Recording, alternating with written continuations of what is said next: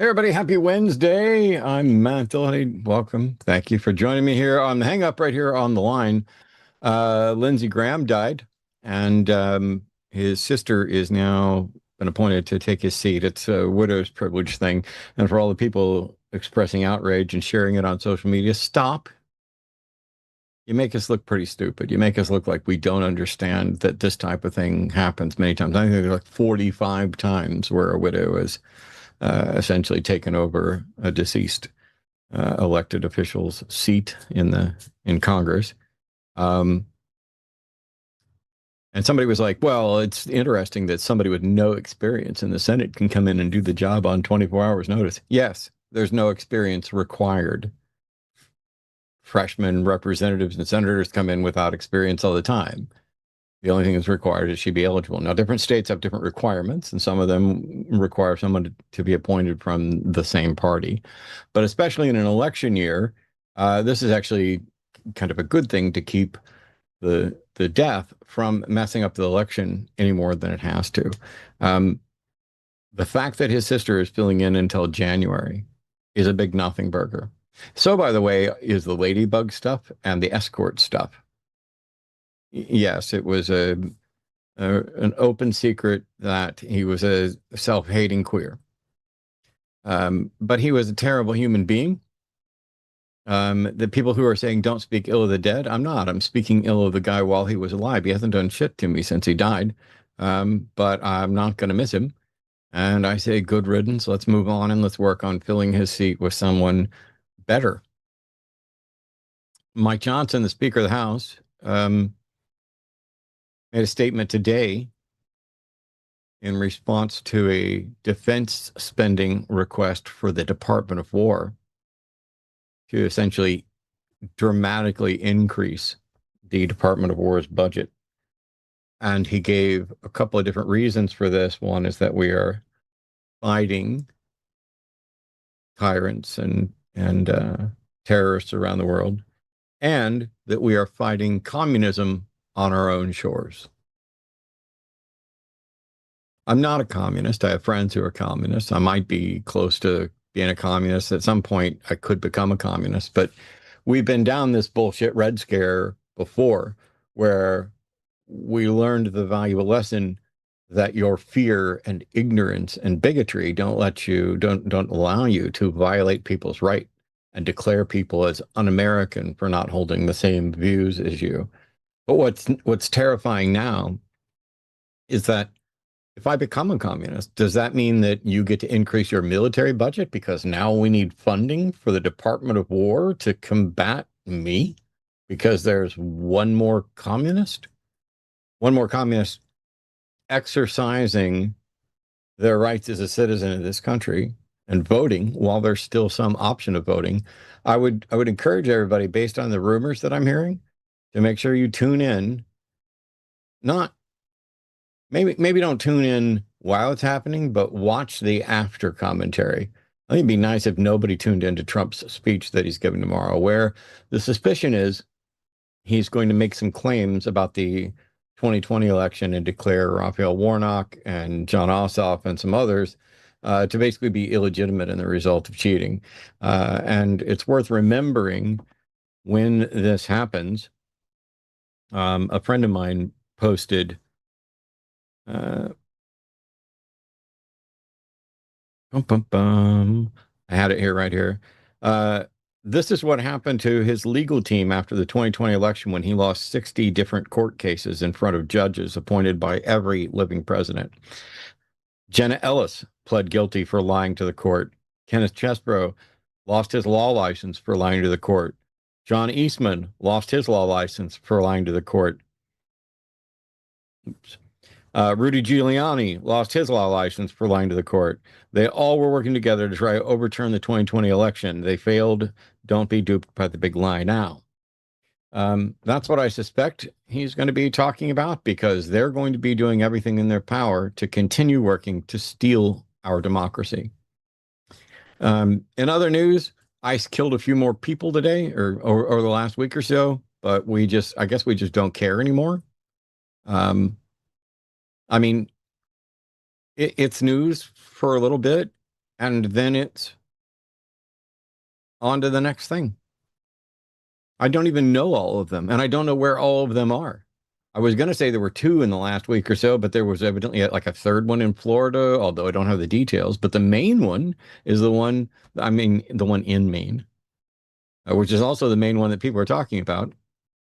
This individual, he didn't try to use his car as a weapon. They didn't even try to claim he tried to use his car as a weapon. What they said was he was fleeing.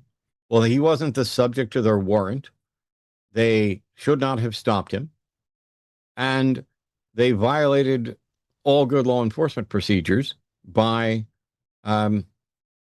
he's fleeing, according to them, not attacking, and they shot into the vehicle. Generally speaking, law enforcement officers have grown to learn, and departments have grown to learn, you don't do that. This guy was here legally and working here legally and working legally. He was not the subject of the warrant. He was an innocent guy. And they shot him in the head in his car in front of his 3-year-old daughter. The rich get richer, the poor get poorer, and the people who are trying to survive while looking suspicious get killed. The land of the free is less so, and the home of the brave sees them facing allegations of being violent extremists for daring to stand up for those very freedoms. When I was a Christian, I was a patriot. Not quite jingoistic, for sure, because God came first. I was a patriot. I served in the military for a little over 8 years. And even when I was at my most conservative, when I was a full-on Rush Limbaugh ditto head sitting out in my lunch break in my car listening to part of his 3-hour program, I would have easily spotted the corruption, the lies, the stupidity, and the grift that we're seeing right now. We are completely beholden to billionaire-fueled, pedo-protecting, democracy-stealing administration that is chaired by the dumbest and most corrupt president in history, who has earned more money in the first year or so of his second presidential term than he has in his entire life prior to this.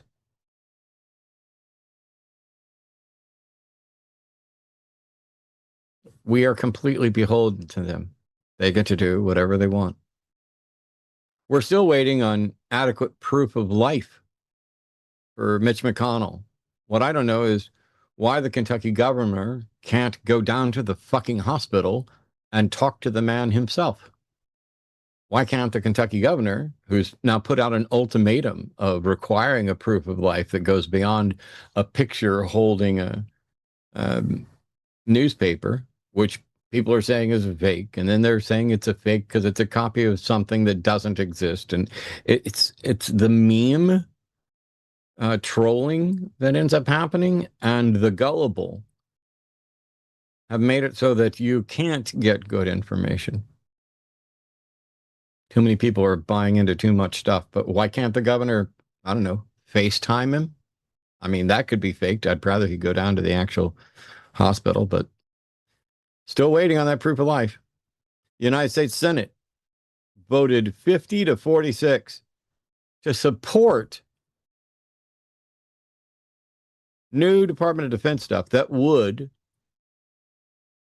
combine aspects of the United States military and the Israeli military for the current illegal war that has been going on for 5+ months without any approval from Congress.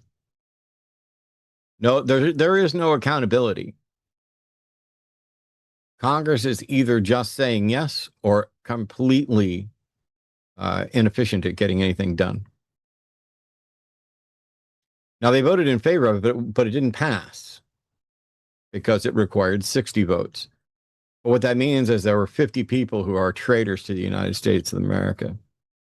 The Strait of Hormuz may or may not be open. We're not sure who's profiting off of it, but Iran just ended talks after our last bit of aggression, after Trump bragged about bombing. We're going to hit them hard today, tonight. We're going to hit them after that. And then we're going to go after this infrastructure. We're going to go after this.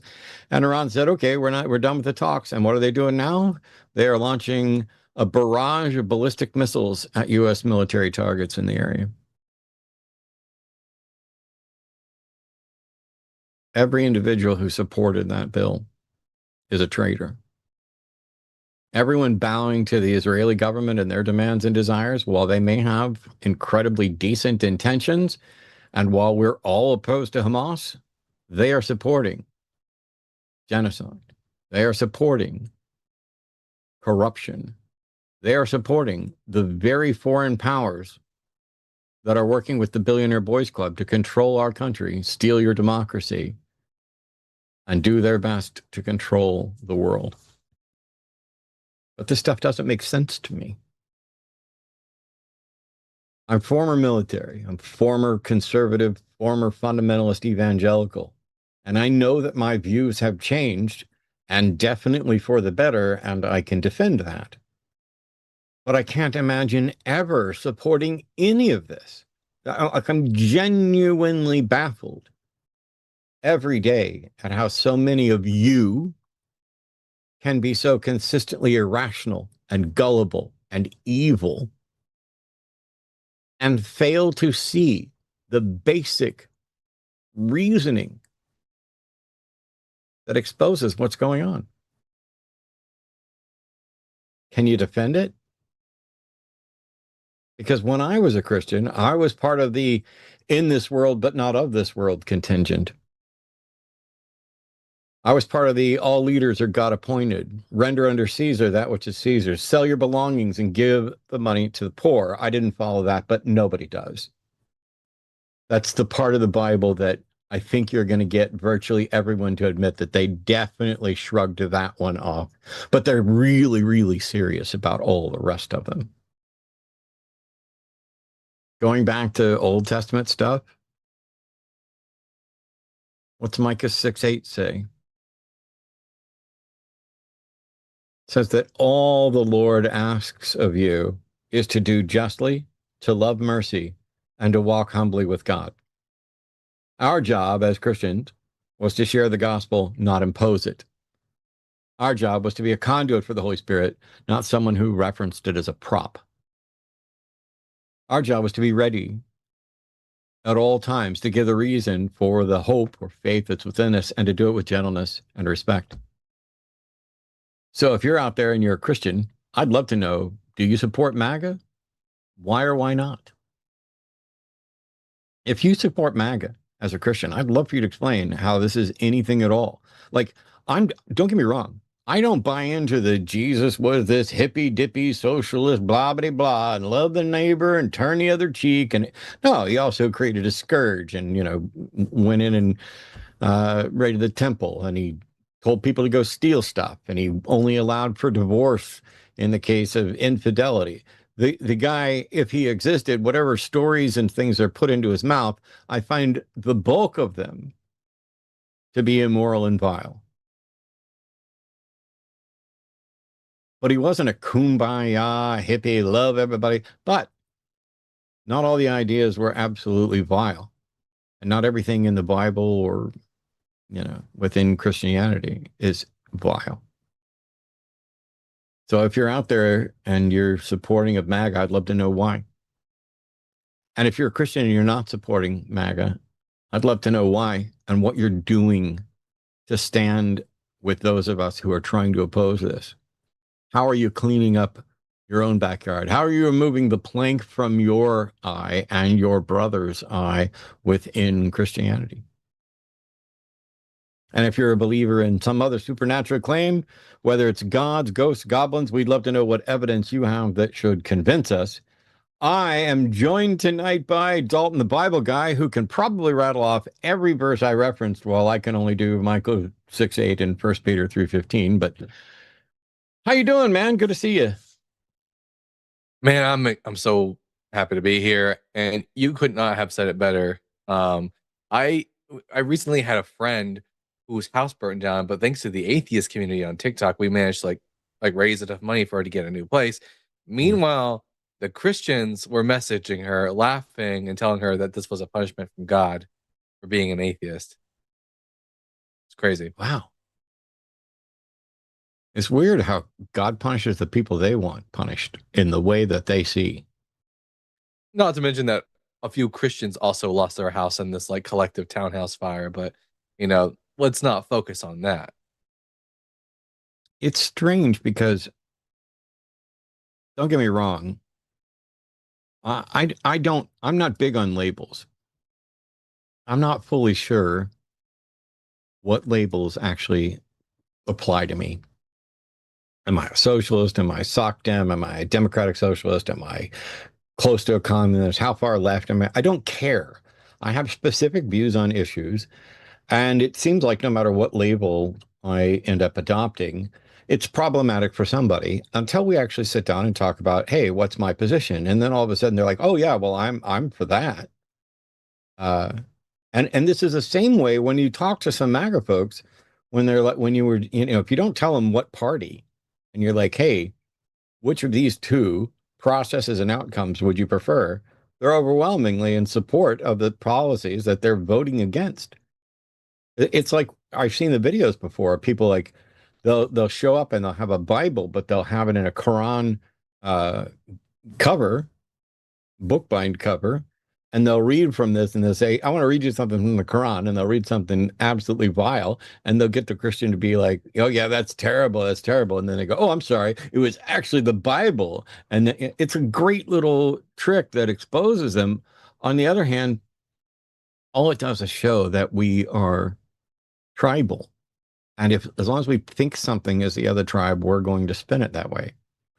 So socialism, multiculturalism, um, they're in favor of equality, just not actual equality. Like I don't want those people to have the same rights and freedoms that I do. I don't want the people who support communistic ideas. And we need defense spending for them. And it's like we were talking about beforehand. If you've been in a Quality position within of my privilege, group. yeah. If you've been in a position where you're in a pretty privileged position, then all of a sudden equality starts to feel like persecution. And when you are part of a religion like Christianity, which I can't remember the verse off the top of my head, but when you have verses that are telling you you're going to be persecuted for my name's sake, it builds the sort of complex where you're expecting it. And now it's, if you feel, whether you're actually being persecuted or not, if you feel disparaged in any way, that's persecution. And all it does is reaffirm that you're the one doing it right. Like Satan, I remember hearing it from my relatives and people in church. Oh, let me tell you, Satan's been coming after me so hard lately. I've been trying to do so much right for the Lord, and Satan has just put stumbling block after stumbling block in front of me. But you know what? I'm happy to be persecuted for his name's sake, because my life is here to serve for the Holy Spirit, and I'm not ashamed of the gospel of Jesus Christ. It's the power unto salvation. Anyway, I can't keep going. I'll have to, I just took a shower. I don't want to have to do it again. Whatever helps Or at least one not right feel away. like they're the hero of the story, for sure. And when you believe so ardently that you are the persecuted group, when you're at the top of the food chain, suddenly your persecutor has to be the other group. So now you start oppressing these minorities and other groups, who are actually the oppressed. And it's insane how Christians have become the very thing that they you know, fought against back in the early days. Yep. Hey, if you're ready, we can start digging in on some calls. We're starting to get calls lined up. Lines are open. If you call 720-619-2288, that will get you through. I think we have probably still somewhere between 4 and 6 lines still open right now, but we already have a couple callers on. You can also go to the link down below the stream, and that will get you a link to call in studio so that you can call on your PC. Please remember, handful of things. Well, There's a delay. There's some tech problems. We're probably going to have to pause. We're probably going to have to interrupt. We'd like there to be clarity. I am still in my year of Zen, which means Dalton's going to be the only one who yells at somebody. Probably not the only one who curses, but I won't be yelling or losing my shit. I do know a little bit more than merely language and logic, especially if we're going to end up talking about religion. But what I may not know enough about your version of your religion. And so we're going to both ask questions, try to get some clarification. And are you able to explain what you believe and why you think we should believe it as well in a way that virtually anyone can understand? Can you do it without, I don't know, 23 lengthy anecdotes? Can you do it without a bunch of specialized knowledge and jargon? I mean, after all, if you think that people were justified, by the way, if you're somebody who doesn't think people had a warrant to believe in God, let's say 1,000 years ago, but they do now, I'd love to hear why that's the case. But if you think people were justified 1,000 years ago, then you don't need to come in with philosophical spins and quantum mishmash or whatever else. But I still want you to give whatever your honest reason is that you think you're compelled to, or that you think should compel us. So I'm gonna stick with my Zen mode. It's a whole year. Don't ask if it's still going. Yep, it's still going. And if I lose it, I'm gonna donate $50 to some charity out there. But we have callers lining up right now.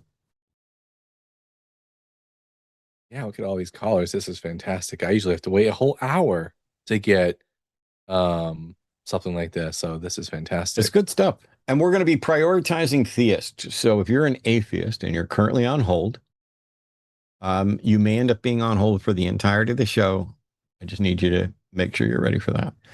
But we're going to take Art first. Art is unsure whether he's a theist or an atheist. Pronouns are he, him. How are you, Art? You're on the air with Dalton and me. I'm doing good. I hope I can keep up with you. It's a little late over here, so I'll do my best to be clear, like you asked, and keep it simple. Okie dokie. How can we help? Okay, so I have seen you say many times that faith and intuition are not a path to truth, and you often follow up that reason is a path to truth. And I think that deserves some serious pushback. Particularly, okay. What I've said, as my position is that faith is not a reliable path to truth. But to the extent that we have any path to truth, logical reasoning, logical arguments supported by evidence is the single most consistently reliable path to an accurate model of reality that we have. I don't know if we have access to capital T truth, if that makes sense.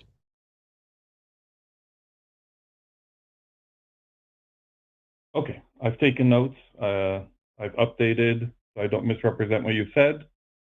Thank you for clarifying. You, as a magician, it's clear that it's easy to use what appears to be logic and reason to bring people to falsehood. And I think people have been scammed and taken in by shady businesses and made to sign bad contracts or take bad loans, all with math and proof and logic and reason as they were able to consume it. So well, while the fact that somebody makes your nuance that hang on, the fact that somebody makes an argument that convinces someone doesn't mean that they have made a rational argument. They might have made people become convinced for fallacious reasoning. Where did you go? Oh, All right. We'll see if we can get Art to call back. Okay. I'll wait till to see if Art gets back. But yeah,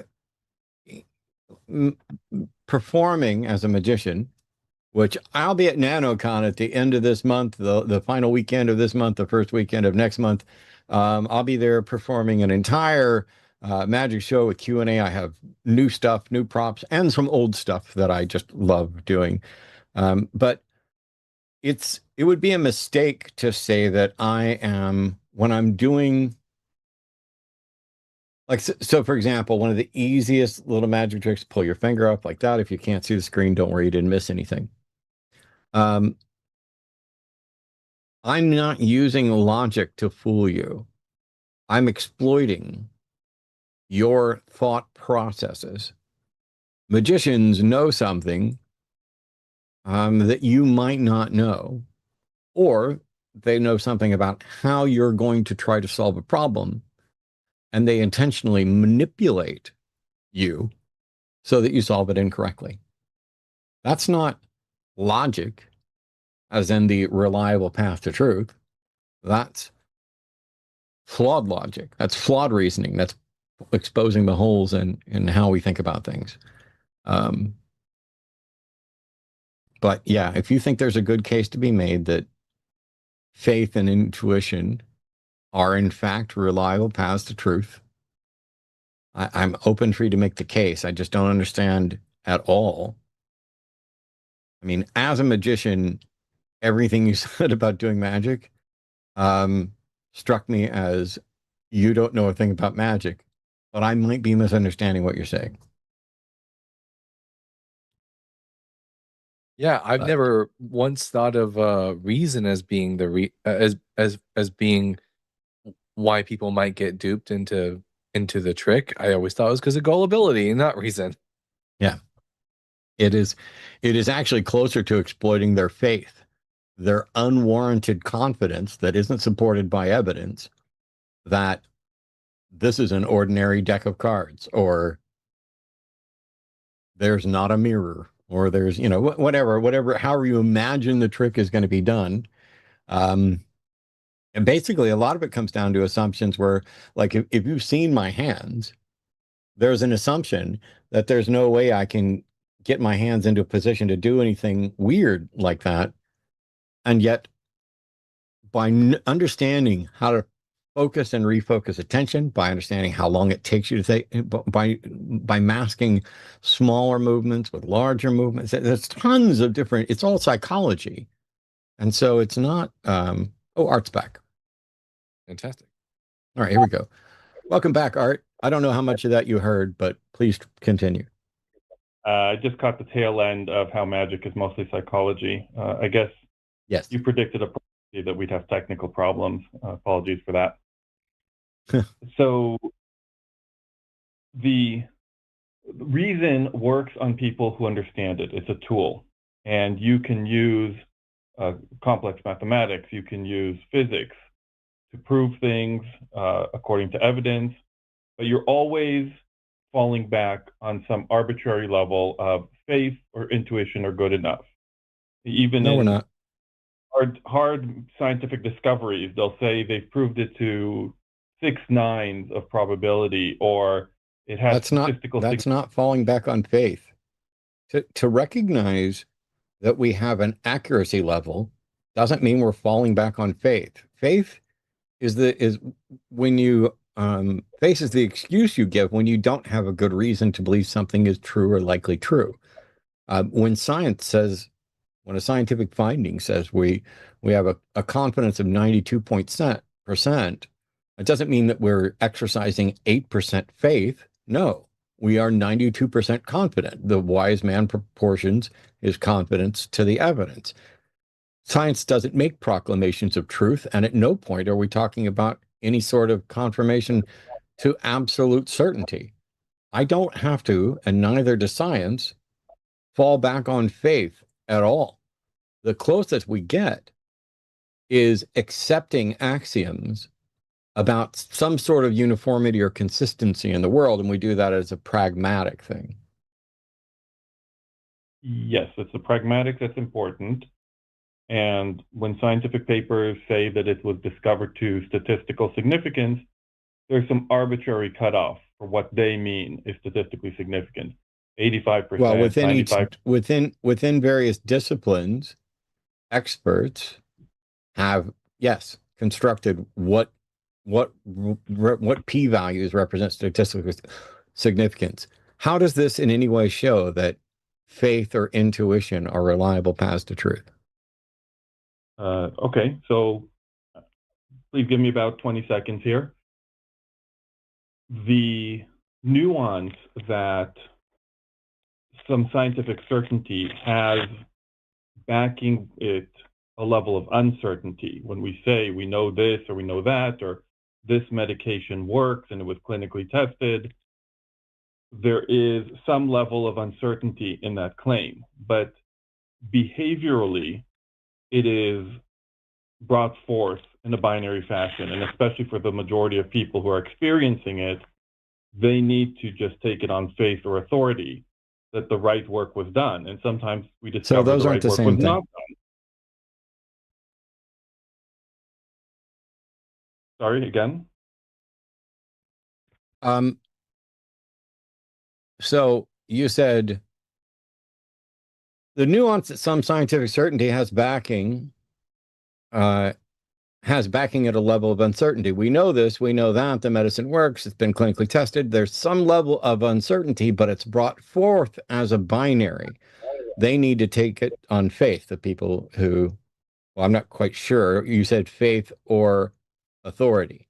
First of all, relying on faith or authority isn't the same thing, and it's not a fallacious appeal to authority. When I accept the findings of science, my confidence level is proportionate to the evidence supporting it, the extent to which I understand it, and at no point am I falling into a fallacious appeal to authority or reliance on authority. I'm relying on the data and what is most probably.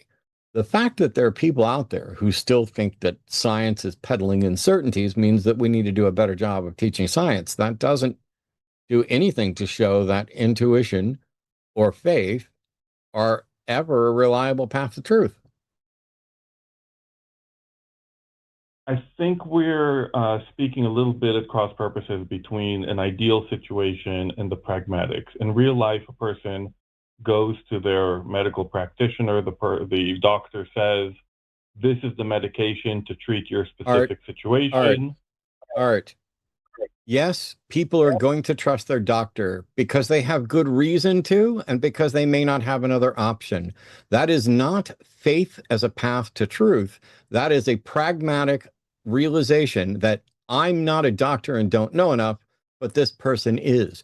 And I have confidence in both their training, their education, their history doing this, the fact that they're backed and licensed and protected by medical boards, the fact that I live in a country that will try to make sure that I have decent experts. The fact that we have confidence in the lack of in a condition without certainty does not mean that we are exercising faith. It just means that we have confidence in the face of a lack of certainty. Can everything you practically said about the doctor, how you have to just deal with the facts of complicated life, be said about a believer who says, I go to my church leader and the government has officially said this is a church and millions of people believe it. No. Nothing that I said about reliance on medical and scientific authorities applies to religious authorities. Religious authorities have never demonstrated any actual expertise in the true aspect of the religion. They might know their holy book. They might be trained in the particular machinations of a particular religion. But when the government says, ooh, this is a religion, they're only saying it qualifies as a religion for tax purposes. The government is in no way saying, oh, this is truly a true religion. And it's ridiculous to suggest otherwise. To suggest that some Yahoo who claims to have a mystical experience that they can't demonstrate is now somehow an expert on a par with the doctor that performed a triple bypass on my heart is one of the dumbest fucking things I've ever heard. Yeah, there's no veritability to the idea that faith healers are actually able to cure anyone. There's no known mechanism. It seems that people seem to get cured at the same rate as chance. It's not even remotely the same as medicine. Or worse. Oh yeah. Well, so how can you make a case since we've now been waiting since we've now been waiting and you've decided to shit on science and falsely prop up religion? I'm still waiting for you to demonstrate that faith and intuition are reliable paths to truth. How can you test faith to determine how accurate it is? I'm making the claim that the same mechanisms you use for reason, people use with what you call faith. And just like you and I are not medical doctors, so we have to defer our own understanding. We don't read the scientific papers. We just listen to what our doctor says. It is analogous that a person says, I am not a theological expert. I do not have an understanding of how this universe functions. I'm sorry, Art. How do you demonstrate that someone has an expertise in the real theology? The person who isn't qualified to recognize it can't test it either. Just like the person I'm sorry, that's not my fault.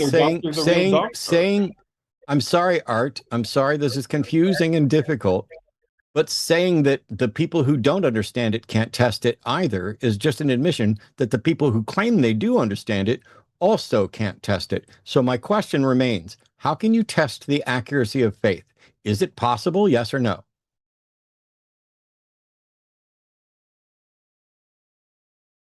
We're both in agreement that there I'm sorry, you broke up there, and so we didn't get to hear any of that. Is it possible, yes or no, to verify how accurate one's faith is?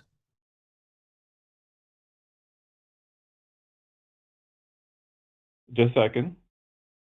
I'm sorry, Art. For some reason, we're not hearing you. So yeah, is it possible to verify how accurate one's faith is? I'll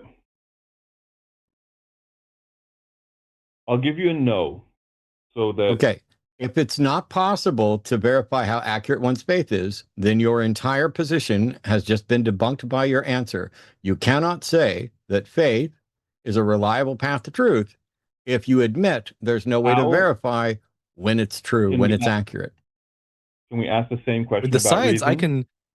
With the science, I can, scientific papers are put out, they're made public, anyone can read them, you can fact check the information for yourself. I'm not able to do that with faith. Theological papers are debated in conferences. No. Theological papers being debated in conferences is not peer review because there's nobody who's demonstrated any expertise. When you have scientific studies, there are people, entire disciplines, with demonstrated expertise that is independently verifiable. Science is not a subjective, I don't know why you're speaking. Science is not a subjective matter of opinion. Science is an intentional attempt to remove subjective assessments. The fact that you can get a bunch of delusional people together to agree that their unfalsifiable, untestable delusion is the one that they prefer, it doesn't put it on a par with science. How does one demonstrate expertise? I'm sorry. Something's going on with your audio, and it keeps coming in like mid-sentence for you, and you keep trying to talk over us. And for some reason, you seem to think that religious faith is just as reliable as science. And I think there's more broken than just your microphone. Okay, so I'll start every sentence so that the noise cancellation doesn't cut me off and ask, how can one demonstrate expertise? Demonstrating expertise is by showing, by testing and by doing a knowledge that is consistent with both the scientific consensus of the recognized experts that already exist in conjunction with and in agreement with all of the available evidence. It's just like the same reason, the same way that something goes from being a hypothesis to being a theory. A theory is the graduation point of science. A hypothesis is a proposed explanation for observations. And once it's been tested and subjected to peer review and independent duplication to confirm the results, then you have a body of consensus knowledge that is completely consistent with the facts. And if somebody finds facts that aren't consistent with that, then you can use that to potentially counter it. Science is testable in every sense of the word. That's one of the key aspects. Faith is not testable by your own admission. I don't know why we're still discussing this, because you've now said that faith is untestable, which means if you claim that it is accurate, you're delusional. If a scientist makes a claim, we're able to makes a hypothesis, we're able to put that hypothesis to the test to see whether or not it is reliable and true. Can we do the same thing with like a theologist a theologian who makes a claim about the nature of God or angels? Are we able to put their hypothesis to the test in some verifiable manner? I'd like to back up a second and point out that Matt's answer about how we test scientific claims is we use science. And there's something of begging the question to say, no, it's not. No, it's not. No, it's not. No, it's not. Science. You don't like it when you're interrupted. Science. So I'm just going to go. I'm going to go ahead and mute you because you. Okay. I'm not going to mute you. Here we go. Science is a collection of methods that have consistently demonstrated their reliability. You know why we boil things, why we measure things with thermometers, why we come up with more and better devices to measure things? It's because that removes the bias, which is the entire focus of the discipline, and it is independently verifiable.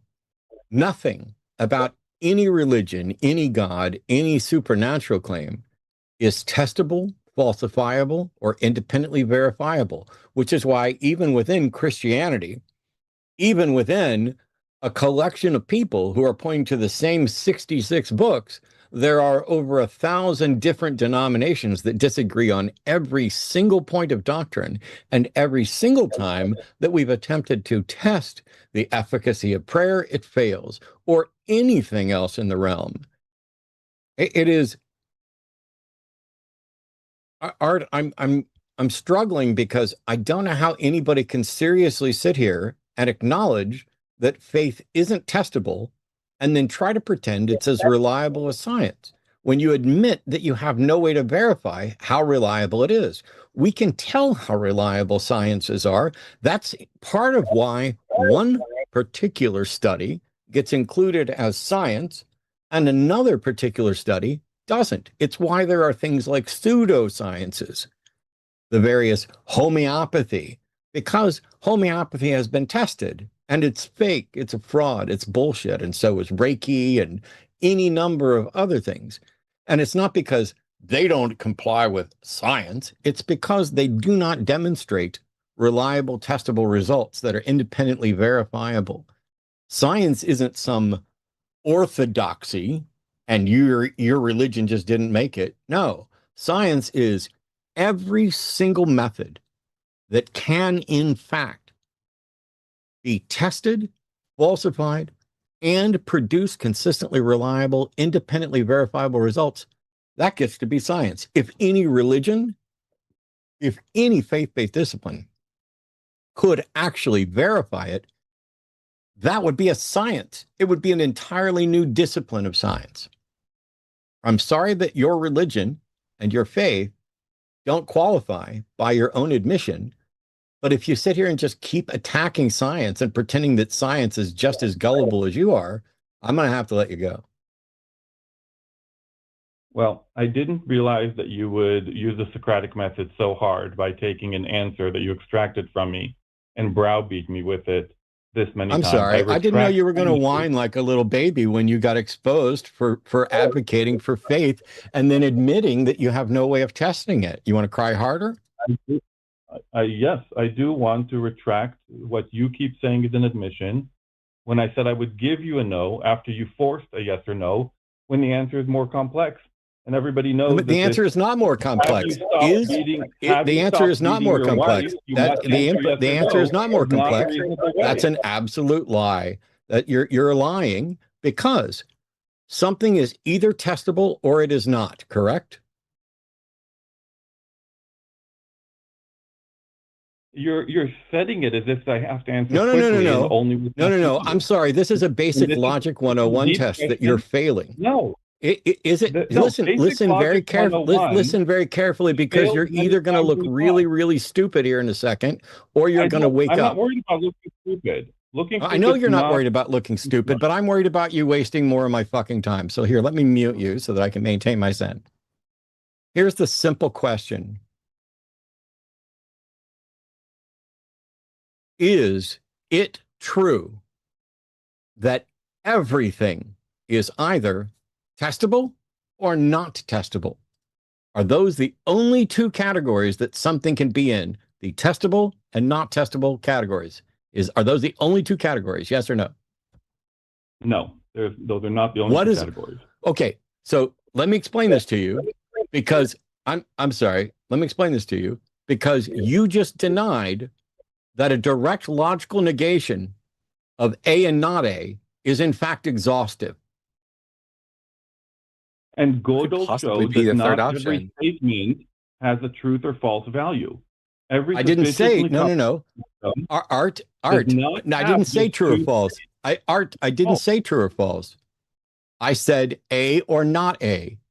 If everything is either A or not A, correct?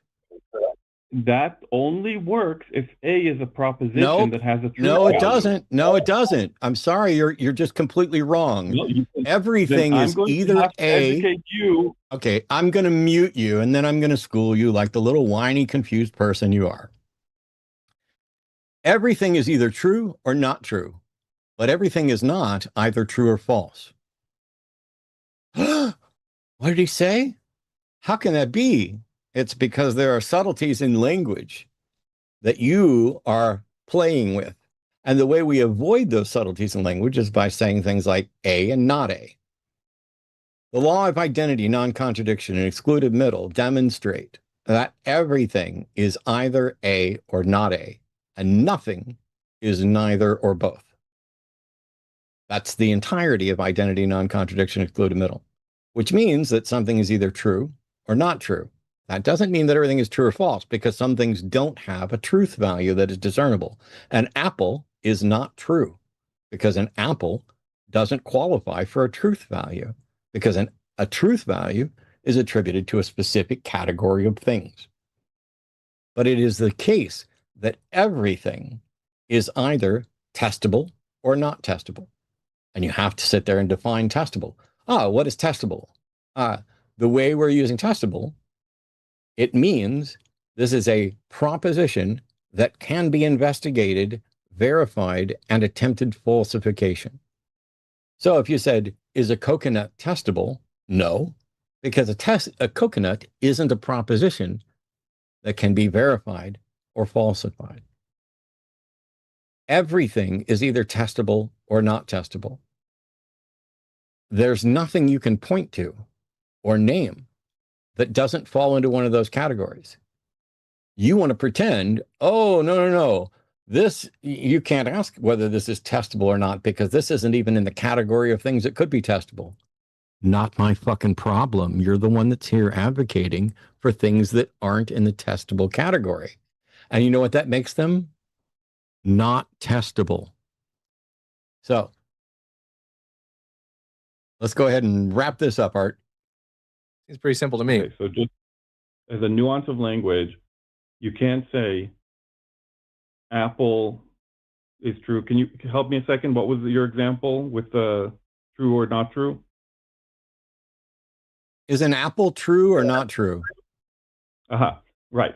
So what you can do is you can say, thanks to Gödel's incompleteness theorem, you can say either apple is true or not apple is true. But you cannot say apple is not true.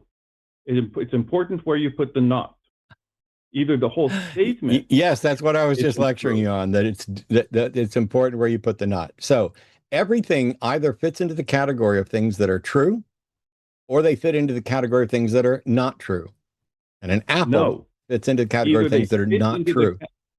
Either it's true that they fit into that category, or it's not true that they fit into that category. But so now you actually agree with me that it's either true that they're in that category, or it's not true that they're in that category. Thank you. Which doesn't put them into the other category. Say goodbye. Say goodbye. All right. Well, thank you. Thank you for your time. I think you were a little bit too harsh, especially when I was sincerely. I was a little bit too harsh. Did your panties get in a twist? I was a little too harsh. I'm so sorry. Goodbye. So, all right, that was a bit of fun. This is really strange because the whole purpose here was to show that faith and intuition are reliable. And instead, all he did was deny the foundations of logic and try and shit on science. Man, we went very, very wrong somewhere in our education system. Let's get on, because I don't want to lose a good caller, and I want you in here on this. So Josh is calling from Missouri. I'm from Missouri. Josh, I don't know if we've spoken before, but I was born in Gladstone and then spent some time in the St. Charles area as well. But Josh is a theist, pronouns are he, him, and says we do need God or our beliefs will change wildly over time. Hey, Josh, how are you? Hey, good. Can you hear me? Yep. Hey, that's interesting. I live about 5 minutes away from Gladstone, over in Platte County, but yeah, I think that's pretty self-explanatory. Oh, you out by Platte City? No, I'm actually in Kansas City, in Platte County, though. But yeah, about 5 minutes from Gladstone. So I didn't know you were from your audio is really bad. So apologies in advance. We might have to interrupt. Can you hear me better now? Yes. Yes. Hey, sorry about that. But this seems like a good reason why I would not want to have God. If having God results in me becoming static in my beliefs and never changing, that sounds like a pretty good reason that I don't need God if it's going to make me stagnant. I don't think it's Oh, you're cutting out really bad. That's what wisdom and maturity are. Could you try that again? You cut out for a second there. I was just saying life experience does change you, but some things make you who you are, right? Like you don't want to think that, 20 years from now you might be supporting mass murder or something like that, right? Sure, but I'm not in danger of that without God. What if you were supporting mass murder 20 years ago and you got better? Yeah. Well, I think the thing is, I guess you guys would agree there is more stability with a given, when you have a specific framework, right? That's been around for thousands of years.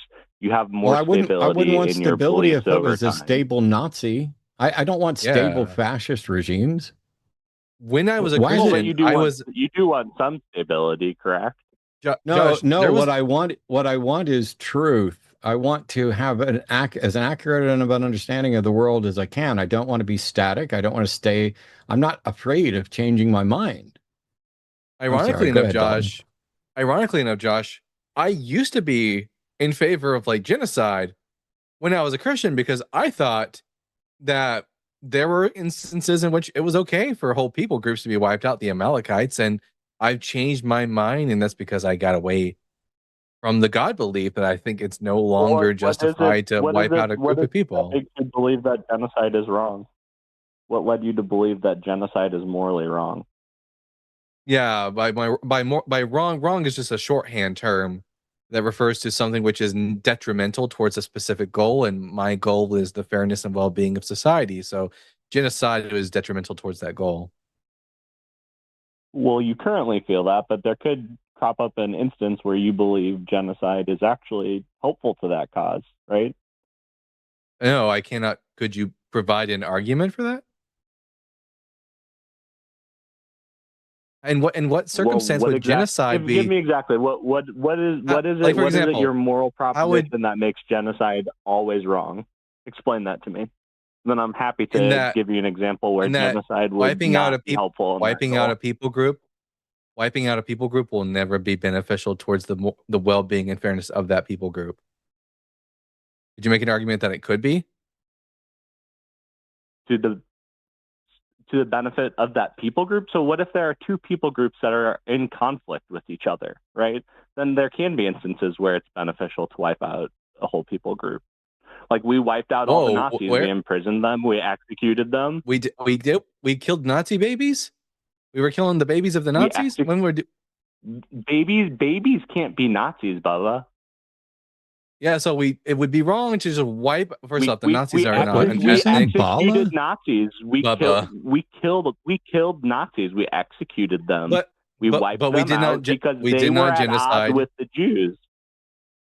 We didn't genocide their wives, their children. We didn't wipe them out, though, right? We would never ever justify that we should have, because of what the Nazis did, wiped out the German people. I will say, though, that are you familiar with the veil of ignorance? Yeah. Cool. That's the justification. You cannot advocate for a system that allows for genocide without also you being at risk of the one being genocided. And so the rights that you afford to yourself to live and to interact with the world and put limitations on it, you must afford to others. Now, you are far more likely to engage in, you, Josh, are far more likely to engage in genocidal actions than me or Matt.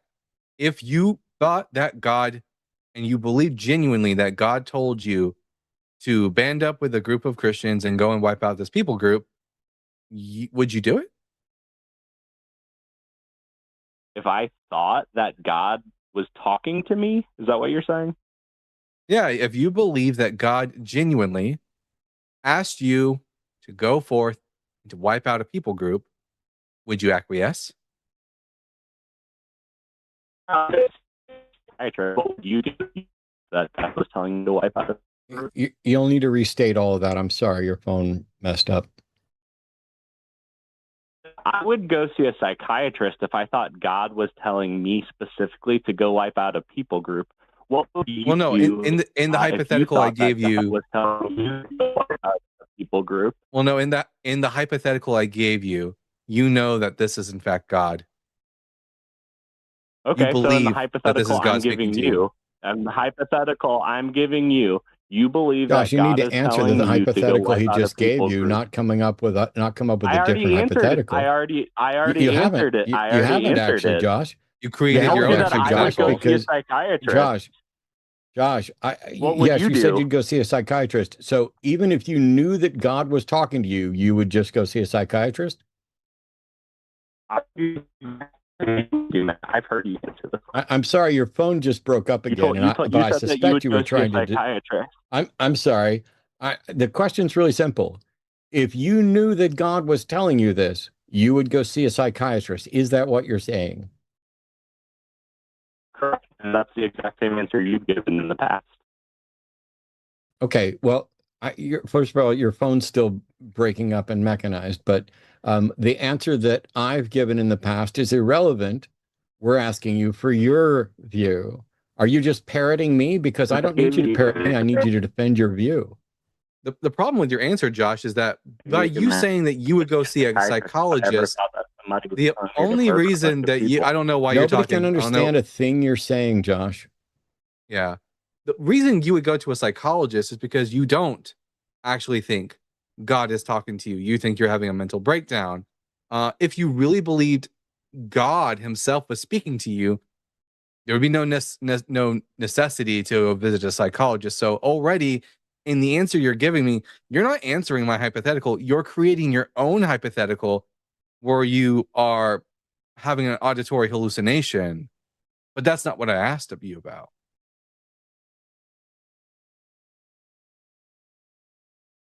I've answered your exact question, and then I posed it back to you. I would No, you definitely didn't. You see didn't. a psychiatrist if I believed No, you- genuinely God was Josh. telling me to murder people.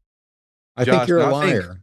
You believe in this hypothetical. You actually do believe it is God, not you think that Right. you are I've hearing already told voices. myself beforehand, if I ever believe that God is telling me to murder a bunch of people, I will seek psychiatric help. What would you Why? do? Have you not made that Why would commitment to you? yourself Why that if would you you, believe that God is Josh? telling you to murder Josh, people, you should probably not do it? Josh, why do you believe in God? Yes, I'm a theist. Okay. And yet you're saying that if you were convinced that you knew God was telling you to do something, you would go see a psychiatrist because you might be delusional. Not Should just the do prophet anything. That's That's not what should the that prophet telling I'm me to sorry. do anything that I I'm would sorry, go I to can't a understand you. psychiatrist. Try again. I didn't say that I would see a psychiatrist no matter what I thought God was telling me. I said, if your hypothetical, and it was the case that God was telling me to kill Why, people, Josh? I would see a psychiatrist. Why, Josh? Why would you disobey God and go see a psychiatrist? I've established that beforehand, that if I ever believe that I should No. murder someone or do Why are you something that is contrary to what the prioritizing? Bible Why are says, you then I will prioritizing? Why are no. you prioritizing? Why are you prioritizing your pre-established position over Almighty God's demand? This is what the Bible says. It says not to murder. So that's what I've established. If I ever believed some crazy notion that I'm supposed to go murder, So, what would you do if you thought God was telling you to go murder people? Just out of curiosity, Matt. Should the prophet Samuel have? I don't believe in a God. Listen to the question, Josh. Dalton's getting ready to expose your hypocrisy. Should the prophet Samuel have gone to see a psychologist when he heard a voice from the Lord saying to go and wipe out the Amalekites? Nope, because he didn't just hear a voice. God actually spoke to him. Now, could you so engage with me and tell me what you would do if you believed that God was telling you to murder somebody? Josh. Or are you refusing to answer any questions and you're only going to ask questions over and over that I answer over and over? Hang on. Josh, shut the fuck up and listen. If I thought that a God was telling me to kill people, I would go seek professional help. But that's because I don't believe there is a God. Well, no, but this hypothetical, in the hypothetical, do believe it genuinely that God is No. telling You don't to get to people. make a hypothetical where I believe there's a God. I lived that life. When I believed there was a God, unlike you, I would have obeyed God. That's crazy. I don't know any other Christian who says that. I know thousands of them. It's I've never doctrine. met a single one. I've heard lots of your conversations with people, and I've never heard a single one of them say that they would murder and genocide people if they thought God was telling them. Josh, you're actually wrong, because they're actively doing it right now in support of the end times prophecies related to Israel. I also went to church with many of them who did that. And by the way, Matt, Abraham went to. I'm sorry, I don't know why you're speaking. If you can't tell by my tone right now, if you can't tell by my tone right now that I'm schooling your little ass and you need to be quiet, then I'll have to put you on mute, because Abraham obeyed God and went to kill his son when God gave him that instruction to do so. I think that story never happened. I think the story is absolutely preposterous, and I think that the only viable test that God could have been performing was to see if Abraham was as delusional as he apparently was, in order to chastise him for that. However, Abraham obeyed, and the traditional view of all this is for it to continue with obeying. You're saying, see, I don't believe there's a God, so if I thought I was getting messages from a God, I would go seek professional help. But if I believed there was a God, and I was absolutely convinced that God was telling me to do something, then I would feel an obligation to do it. To not feel that obligation would betray the fact that on some level, I don't actually believe in a God. That's where you're at. Yeah, that's what you don't. Maybe you don't understand the hypothetical I proposed to you, Josh. In the hypothetical I proposed Well, to you you, haven't answered the hypothetical for yourself. Would you? well, Would you you kill don't- someone? I'm you if don't. sorry, you thought Josh, God but was you're a telling you fucking to do liar. that? I literally just answered it for you. No, I'm asking Yeah. your colleague So here. Josh, He posed Josh, it idiotically. So, sir, Josh, would I don't. you Well, murder Josh, people if what's you funny, believed Josh? that God was Josh, telling you to? Josh, Okay, I Josh, wouldn't. I've Now, muted you so that Dalton yeah. can speak. So, Josh, You're I didn't not get for to real. answer your hypothetical until you first answered my hypothetical. And in the hypothetical I proposed to you, you don't think you're hearing voices. In the hypothetical I proposed, you do genuinely believe that this is actually Yahweh, the God of Israel, is actually speaking to you. You don't believe that you have a mental breakdown in this hypothetical. In this hypothetical, you know for a fact that God is in fact speaking to you, and God has said, go and wipe out this people. Now Let's that you expand know it. that, yeah. Would it be fair to expand it, Dalton, to say, Josh, you're standing in church and God appears clearly in front of you, and everybody else at church has this same experience. And God says to all of you at that church that he wants you to go out and slaughter Muslims. What are you going to do then? Being good, Yeah, it's Matt. Why You don't were you answer talking the that whole time, hypothetical? weren't you? I've answered it multiple times already.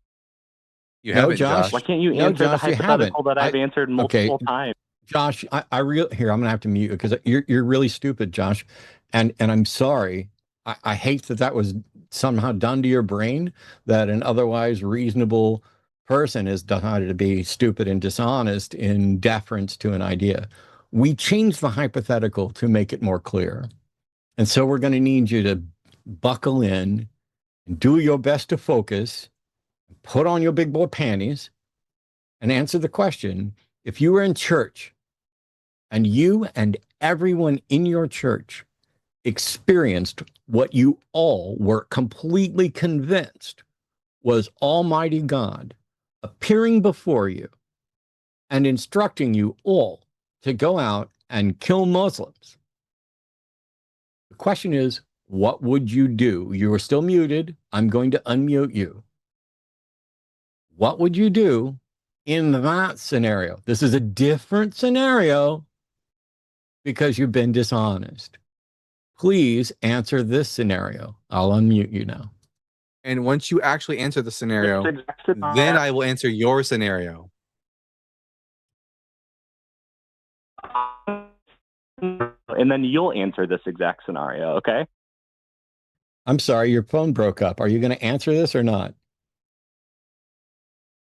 This exact scenario. I'm and sorry, you your phone answer broke this up. exact Scenario.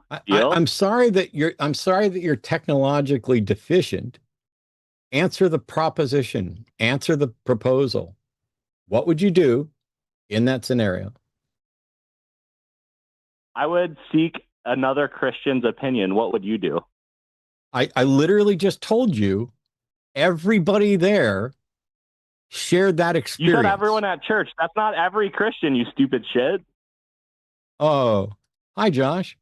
Welcome back to mute. You're not going to break my zen because you're dumb as fuck and dishonest. Why would you go? See, this is how Josh isn't serious. Josh isn't a thinker, and I don't think Josh is a Christian. I was fundamentally a better Christian than when I was a Christian and than Josh is now or could ever be. When Josh is like, oh, that's not every Christian. I didn't say it was every Christian, dumbass. I said, why would you go seek thoughts from someone who did not have that experience? You're sitting there. This is how ridiculous your dishonesty is, Josh. And by the way, when I'm done, I'm going to hang up on you. So, but you're going to sit there and listen, just in case I change my mind. You're sitting there in church, and a whole bunch of people share an experience where all of you are convinced that God has given you instruction. If you're the type of Christian that when God shows up and speaks to all of the people around you and they give you their affirmation, and you're stupid enough to say, I'm going to go ask some other Christian who wasn't there and didn't have that experience. I'm not going to trust God. You're not a Christian. You're not a believer. It's all performance, just like your calls. Your calls are just performance. You're not here to witness. You're not here to give the reason for the hope that's within you. You're here to say, oh, well, what would you do as an atheist? As an atheist, I'm not crippled by the same stupidity that you're crippled by. I don't believe that there's a God to do this, so I don't run into the conflict. See, we're pointing out a conflict. You claim that you believe there's a God. In fact, even when you had the best justification possible that God wants you to do something, you still wouldn't do it. You'd rely on, you'd do what the Bible says to not do, which is to rely on your own understanding. You would do what the Bible says not to do, which is go out and ask others to judge the scenario, to tell you what it is that God wants you to do. I mean, if you're a Christian, you're an absolutely shitty Christian. You don't understand the doctrine. You don't understand the Bible. You don't understand logical reasoning. You don't understand justification. You don't understand hypotheticals. You don't even know how to work a phone. But luckily, despite the, I'm in such a great mood, and you'll never break my zen, that I'm going to let Dalton figure out where to go with your rage-baiting, ignorant, lying, non-Christian ass. Yeah, can you imagine, Matt, if you had the Israelites in the millions standing at the base of Mount Sinai, and they see the clouds, and they see the fire, and they hear the booming voice, "I am the Lord thy God. Don't do this, don't do that." And then Shmuley turns to his buddy and goes, "Maybe I need to get a second opinion." Yeah. Let's go ask those Amalekites over there, see what they thought. Yeah. Like Josh, it's so telling that you are incapable of engaging with the hypothetical brought to your feet, and you have to create your own hypothetical to answer, and then demand that we answer your hypothetical. You don't get something for nothing, Josh. I wonder if it'd be a good idea. Yeah. Do you think this would be fun? Let's bring Josh back, even though I said I was going to hang up on him. Let's bring Josh back.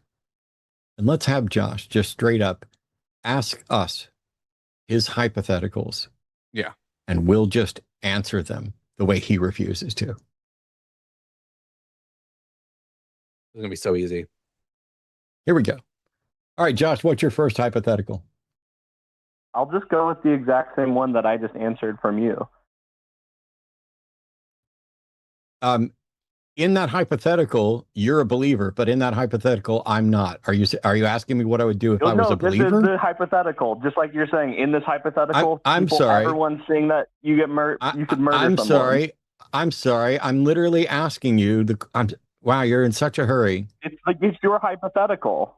I'm sorry. Would you shut up and listen for just a second? I'm asking. Holy crap, Josh. I'm sorry that your brain is fucking broken. I really am. This would go so much better. I'm asking you, do you want me to pretend that I'm a believer in church having that experience, or does your hypothetical have me as me, a non-believer, having that experience in church? That's what I'm trying to clarify. I'm sorry that clarification is just too difficult for you, but let's try it. I'm going to unmute you in a second. Should I do the scenario as me or as a believer? It's as you. The hypothetical is as you, Matt, and you are in church and you are convinced that God is telling you and all the other believers to kill people. I would disobey. I would not be convinced that it was God. If I knew for the fact that it was God, though, if I knew it was God, though, I would disobey. I wouldn't kill a group of people if a God told me to. Okay, so my answer and your answers are all similar. We all agree we wouldn't. No, they're not all similar because we don't believe in a God. We don't believe in a God. You do. Yeah, in the scenario I proposed to you, we all do. You know, no, I'm sorry. Josh. I'm sorry, dumbass. You don't get to make a hypothetical where you flip my belief to be as stupid as yours. I didn't make the hypothetical. You guys did. You made. I did. Let me. I'm sorry. I made a hypothetical where I took your actual belief and exposed it to find out what it leads to. You decided to flip my belief to your belief to expose nothing but yourself. So if in fact, so for example, when I was a God believer, if I had been in church and everybody in church had this experience, a shared experience, and God wanted me to kill people, I would have been very uncomfortable about it, but I would have been too afraid to not follow it. Because the God I believed in absolutely could demand something like that because he does it in the Bible. I would have no justification for saying that's not God, the way I think Abraham could and should. See, unlike you, I don't have a preschooler's understanding of the Bible. I have kind of a third grader's understanding of the Bible. I would have probably gone for like sixth grade once upon a time, but then I met guys who really, really know this stuff, unlike you. Josh, is go it ahead. good or bad to obey God? Yeah, that's a good question. Good. All right. So if you knew God was giving you a command, and it's not your own brain, it is actually God. God himself is actually giving you a command. Do you obey the command? I would make sure with other people whether that was an actual you know command it's of God. You've already done all that. You've already done all this. You know it is And in fact everyone in the God. whole world tells me that it was indeed God telling me to do this. Oh, listen to Josh being the worst liar ever. Everybody in the whole world, let me set up an impossible scenario so that I can dodge answering it while complaining that you're dodge answering it. You're never going to not look stupid, Josh. No matter how many, I'm always going to be better at this than you. Every single person you ask says yes. I have answered it. I answered it both ways, actually, you liar. Your own hypothetical because you're so pathetic. I answered it twice. I answered it under both circumstances, you liar. You didn't. You said it was a flip hypothetical when it's not. It's the exact same hypothetical. I'm sorry. You only here. Let me mute you, you little bitch. I pointed out that you flipped it, but I answered it both ways. If in fact I was a God believer and I believed it was God, I told you exactly that I would be too afraid to disobey. However, I also, in line with what Dalton was saying, don't think that even if I believed it was God, I'm not convinced that it's a good thing to do what God says. And so under that, I would disobey. Now I've answered it 4 times. What next, Josh? Yeah, Josh, every person you interact with, every person you talk about how your beliefs are going to wildly change over time. Every person, Josh, every person you interact with confirms that fact this was God. You have gone through every single possible route to in fact confirm that this is God speaking to you. Now that you know for a fact that this is God speaking to you, do you obey God? So you're telling me that like every Christian in the world is saying that God spoke to Josh and told him to genocide people? That's your hypothetical? Yes, Josh, we'll play your dumb game. I would do the same thing as you. You would disobey God. I would ask Matt what to do, and then I would copy him. Thanks, Josh. Thanks. So, Josh, why do you do this? Because you're not serious. Well, so Matt, why do you do this? You would say, yeah, Josh, God did talk to you. You should kill all these people. No, I'm sorry, Josh. You don't get to spend that. What I'm asking you is, since you're not serious, why are you calling? You just said everyone in the world tells me that God said this. No, every to me. Christian. That includes you, every Matt. Christian. Every no, Christian. it doesn't. I'm not a Christian. I'm sorry you can't pay attention to hypotheticals. Agrees. We must genocide a group of people. No, Josh, no, I'm sorry, Josh. We said every Christian, not every person. You're not very bright, are you, Josh? Matt, then this hypothetical for you. No, you don't get to talk to me anymore, Josh. You don't get to talk to me anymore. I'd let you talk to Dalton, but I'm honestly completely bored with your bullshit trolling. I really wanted you to just explain why you do this. I think we've squeezed all the dishonesty out of him we could possibly get. It's funny because I'm going to leave him on hold because I like making sure that he has to listen just in case. Some sincere theist would have a conversation about, hey, what's your justification for not murdering people? Problem is, I've already actually addressed that. But Josh called in to say we need our God or our beliefs will change wildly over time. The problem is, if your beliefs are wrong, you should want them to change. And if they're not wrong, they won't change wildly over time. If they are backed by reason and evidence, there's no reason to change them dramatically. As a matter of fact, there are certain things that while we will continue to refine our knowledge, it's not like we're going to discover that the earth is actually flat. That ship has sailed. It's not like we're going to find that genocide is a good thing for the people that you're genociding. We've moved beyond that. And so while there may be mathematical puzzles that we haven't solved, and possible paradoxes and philosophical problems that we don't necessarily have a solution to, that doesn't mean that we need to sit around waiting and arguing about whether or not 1 + 1 = 2 requires a God, or whether or not, if somebody believes in God, they should obey God. The fact is, here's a logical syllogism for Josh. Premise 1, it's good to obey God. Premise 2, God told you to kill someone. Conclusion, it is good for you to kill someone. That is the simplest syllogism to derive from that. But Josh doesn't care about syllogisms. Josh doesn't care about logic. Josh only cares about dancing around and avoiding the actual implications of his view. And he thinks he's clever. Well, mange tout, you're not.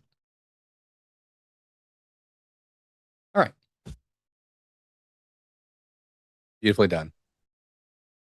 Thank you. Gold star. Give you an A. You bottom feeder. All right. William is calling from Texas. William's a theist, pronouns are he, him, wants to debate on the Christian God being awful. Hey, William, how are you? Hey, pretty good. So when I saw the topic, I immediately thought of Marcion of Sinope, early 2nd century Christian influencer who believes that the God of the New Testament, Jesus, was so different than the awful God of the Old Testament and the genocidal, infanticidal, whatever God, that he proposed 2 different gods. So he actually thought the New Testament God was good as opposed to the Old Testament God was evil. And he actually came up with our first canon, which is Luke and 10 letters of Paul. So wouldn't that be kind of a good argument for the Jesus being, not awful?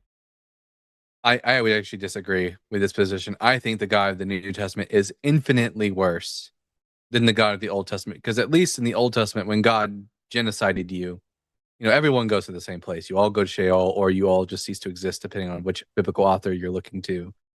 But in the New Testament, if you're evil, or if you're not really evil, if you just don't believe in the God and you get killed, then God will eternally have you consciously burned forever for finite crimes, which I think is infinitely worse and infinitely more evil than anything God did in the Old Testament. So he's worse in the New Testament. But when you look at things like, one of the things I like to go to establish the historicity of Jesus and his character is the Syrophoenician woman, where she says, "Hey, Jesus, heal my daughter." And he says, "Why should I take the children's pearls and give this to the dogs?" Whoa, that makes him look a little misogynistic and a little xenophobic, and kind of makes him look like a jerk. But what's cool about Jesus is he goes and says, she says, "Well, even the dogs pick up the crumbs." So, he relents and he changes his mind and he goes, "You got a point." And he Why would you have to heals her. change God's mind? Yeah, it's weird. If God isn't truly immutable, then he cannot have his mind changed. If God can only do good, how could God have been wrong and needed his mind changed? Well, good point. Now, you're assuming Jesus is God, right? I mean, instead of a created No, I'm not. being like the... I'm not convinced he necessarily existed, but I'm fine with the notion that he did exist. I don't think he fulfilled prophecy. I don't think he was divine. I don't think anyone or anything is divine. But for example, are you in agreement with Jesus that the only justification for divorce is infidelity? No, of course not. So you disagree with Jesus? I thought you were Christian. I'm sorry. What's your religion? Yeah. Oh, just yes. What's that?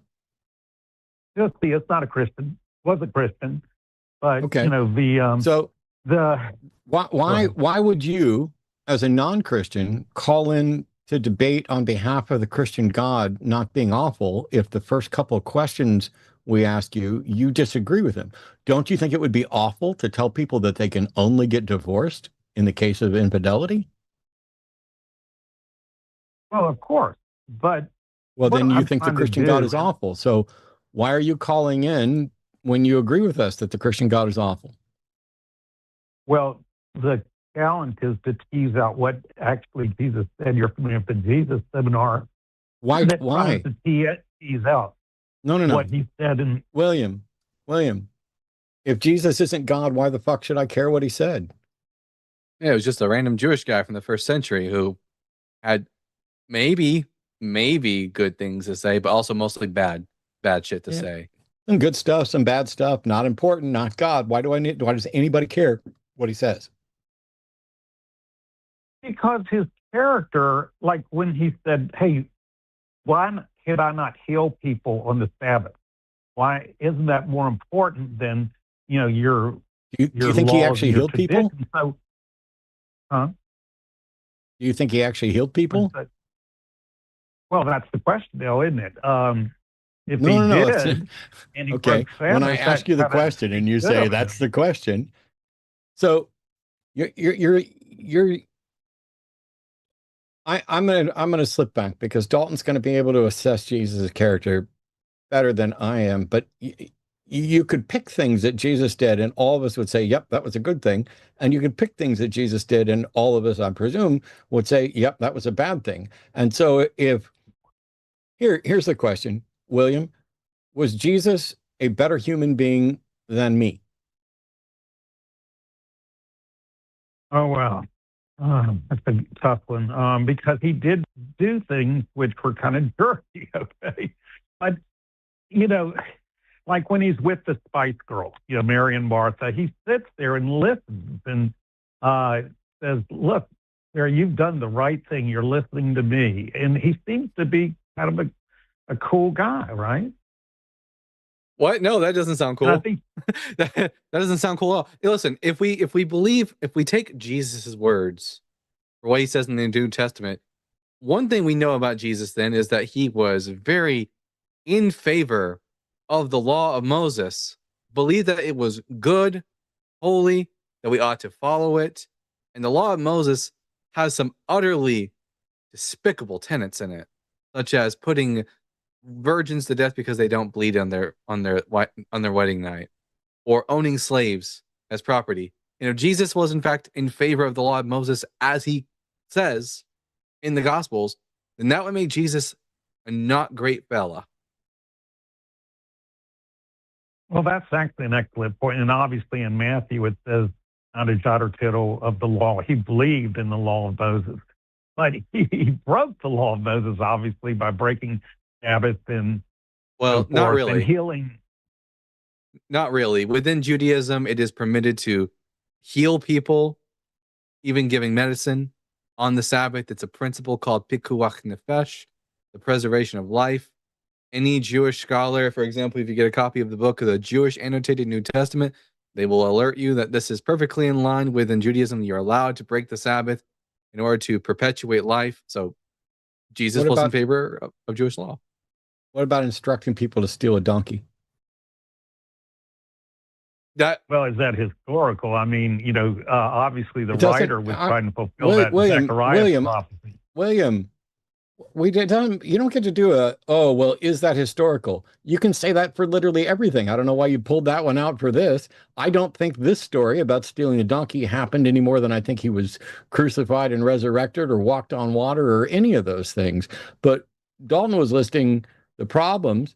And my question still is, was Jesus better than me? And the fact that you think this is a difficult question already seems to reinforce the idea that nobody should give a crap at all what he thought. Plus, Yeah, even if you gave a crap what he thought, you don't know what he thought because you don't have anything that he's ever said. Well, the we can only go by what the gospel challenge is said. Jesus would have been in favor of like women being property. Matt, are you in favor of women being property? No, Jesus would have been in favor of slavery. Matt, what's your position on that? I'm opposed to slavery. Okay, based on this information, who's morally more upright, do you think? Jesus or Matt? Me all fucking day. Oh, I'm sorry. You were asking William. Now, but you got to look at his culture. I mean, look at the woman who was it? The woman, American woman, where he, forgave her, and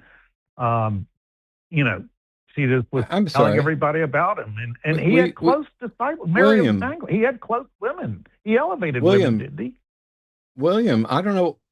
We just went through slavery and women as property, and my position is different from Jesus's. And you said you have to look at his culture. Does something about culture change whether women should be property? I'm just saying, for Jesus to escape his culture, it would be very difficult. But he was, Oh, okay. he So did. you're saying that because Jesus was just a person living in a time, it was very difficult for him to stand up against injustice like that. Also, Look at the cleansing of if the Jesus- temple. If that's historical, that shows that Jesus was, trying No, to. I don't know clean why up I can't things. get an answer to my question. I guess I'd stop. Well, what is? are Wait, you why better? are we talking about? Could be. Why are we? That wasn't the question I just asked. We already settled that I'm better. Oh, I'm sorry. Go Why ahead. are we talking about Jesus though? If we're talking about, because you don't think Jesus is God, we're talking about Exactly. Yahweh, right? The Christian God. Whether or not he's awful. Why are we talking about Jesus? Can you No, I'm name just any saying that- position? Can you name any position, William, that Jesus held that you are confident Jesus held?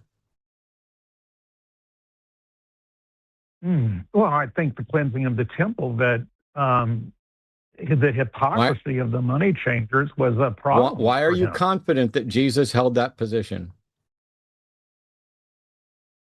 Well, I'm not confident on anything because the writers had a theological axe to grind. So you got to Well, everything then I they asked say, you- you got to be. I skeptical. asked you, can you give me any position that you are confident Jesus held?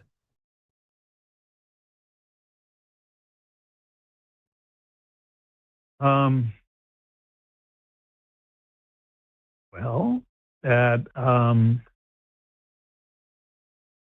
he if you believe the gospel, he healed people, and he believed That's not in what health. I asked. Yeah, he believed in well-being. I and don't health. believe the Gospels. I asked you, I didn't say, wow, wait, I don't know why this is so difficult, William.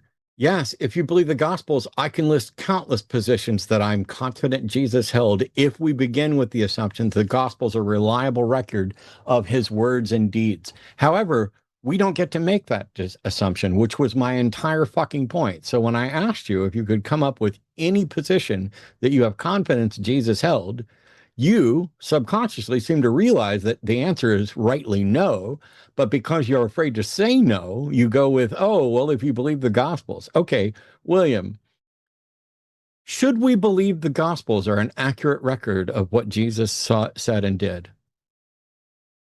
Well, the great demythologizers of, the great Rudolf Bultmann and the Germans believed, okay, just throw out all the miracles, okay? So let's just get to the bare bones. And you yourself said we can believe, I think in a debate, didn't you say we can believe the mundane things that Jesus did? I'm sorry, what question do you think I asked you? These are the tough questions. Bear with me. And they're It's good literally above my head. Can you see the screen? Wait a minute. You understand my frustration because we do have to tease out. No, what I is don't understand your historical. frustration. I'm hoping that you start understanding mine because I'm sick to death of asking questions that people don't fucking answer. Well, you ask very difficult questions because That's you're not very my problem. informed. You called into the show. I'm sorry if you didn't bring your A game or have an A game to bring, but I shouldn't have to be punished, and the audience shouldn't have to be punished just because you're not Okay. ready for difficult questions. Did we believe the Gospels are an accurate record somewhat. I Why? think we can, because the mundane things like the Spice Girls, Mary and Martha, like in Mark 6, where he goes in his own hometown, he couldn't heal anybody. He couldn't do any miracles. Well, why would you say that? That just, meets the criteria of embarrassment, right? What is your Doesn't that criteria go- for determining which gospel claim is true? Oh, with everybody else, all the scholars, the criteria of embarrassment. Jesus baptized by John. It's embarrassing. He should be baptizing John. Multiple attestation. If you have Q and Matthew sets forth M and Luke sets forth L, and the synoptics and the John. If you have those independent sources, not to mention Thomas and Hebrews and the letters of Paul, then we have really good attestation that we could be dealing with a historical figure here. It's just as likely that they're made up. There are embarrassing things in the stories of ancient gods that make, for example, fratricide, killing one's own brother, really, really looked down on by the Romans. Yet, it's a key feature of the story of Romulus and Remus. Romulus certainly didn't even exist. You can have embarrassing parts and factors about mythology and them not being true. This doesn't tell us whether or not the things Jesus said and did in the Gospels are in fact true. Well, you got a great point, and it does have its critics, the criteria of embarrassment. But we're dealing with historiography. We're not dealing with science like Jesus walking on the water, calming the storm. I mean, those are big claims. So we can't say, hey, Jesus, you walk across that pond one more time, and so I can get that different video angle. We have to just look at the text, and just like the great demythologizers did, and just even when we look, William, even when we look at some of the mundane things that Jesus does or says, some of them strain credulity. John 10, Jesus says to the Pharisees, quote, "Is it not written in your law, I said you are gods?" One, referring to the law of Moses as your law. A Jewish person talking to another Jewish person doesn't talk like that. And then two, quoting the Psalms when you say it's the law of Moses, this doesn't sound like something Jesus would have said. And there's lots of examples like this in the Gospels where it leads us to think that perhaps this isn't really what the historical Jesus would have said. Well, no kidding. You've read the the 5 Gospels by the Jesus seminars. All of John is black. They have red. He said it black. He definitely didn't say gray. He might have said it. But when you look at the earliest and unvarnished Gospel of Mark, you might see a real character. Well, he was good enough for Marcion. If he's good enough for Marcion and he believes he's good, shouldn't it be good enough for you guys? Does this tell us anything about Jesus' moral character? It doesn't tell me anything at all about whether Jesus existed, whether you have any accurate record of what he said, whether or not we should believe it. And since you're somebody who doesn't even believe he's divine, why are we wasting time talking about the opinion of someone who you can't even determine if they were better than me? Did you spend anywhere near as much time poring over my words?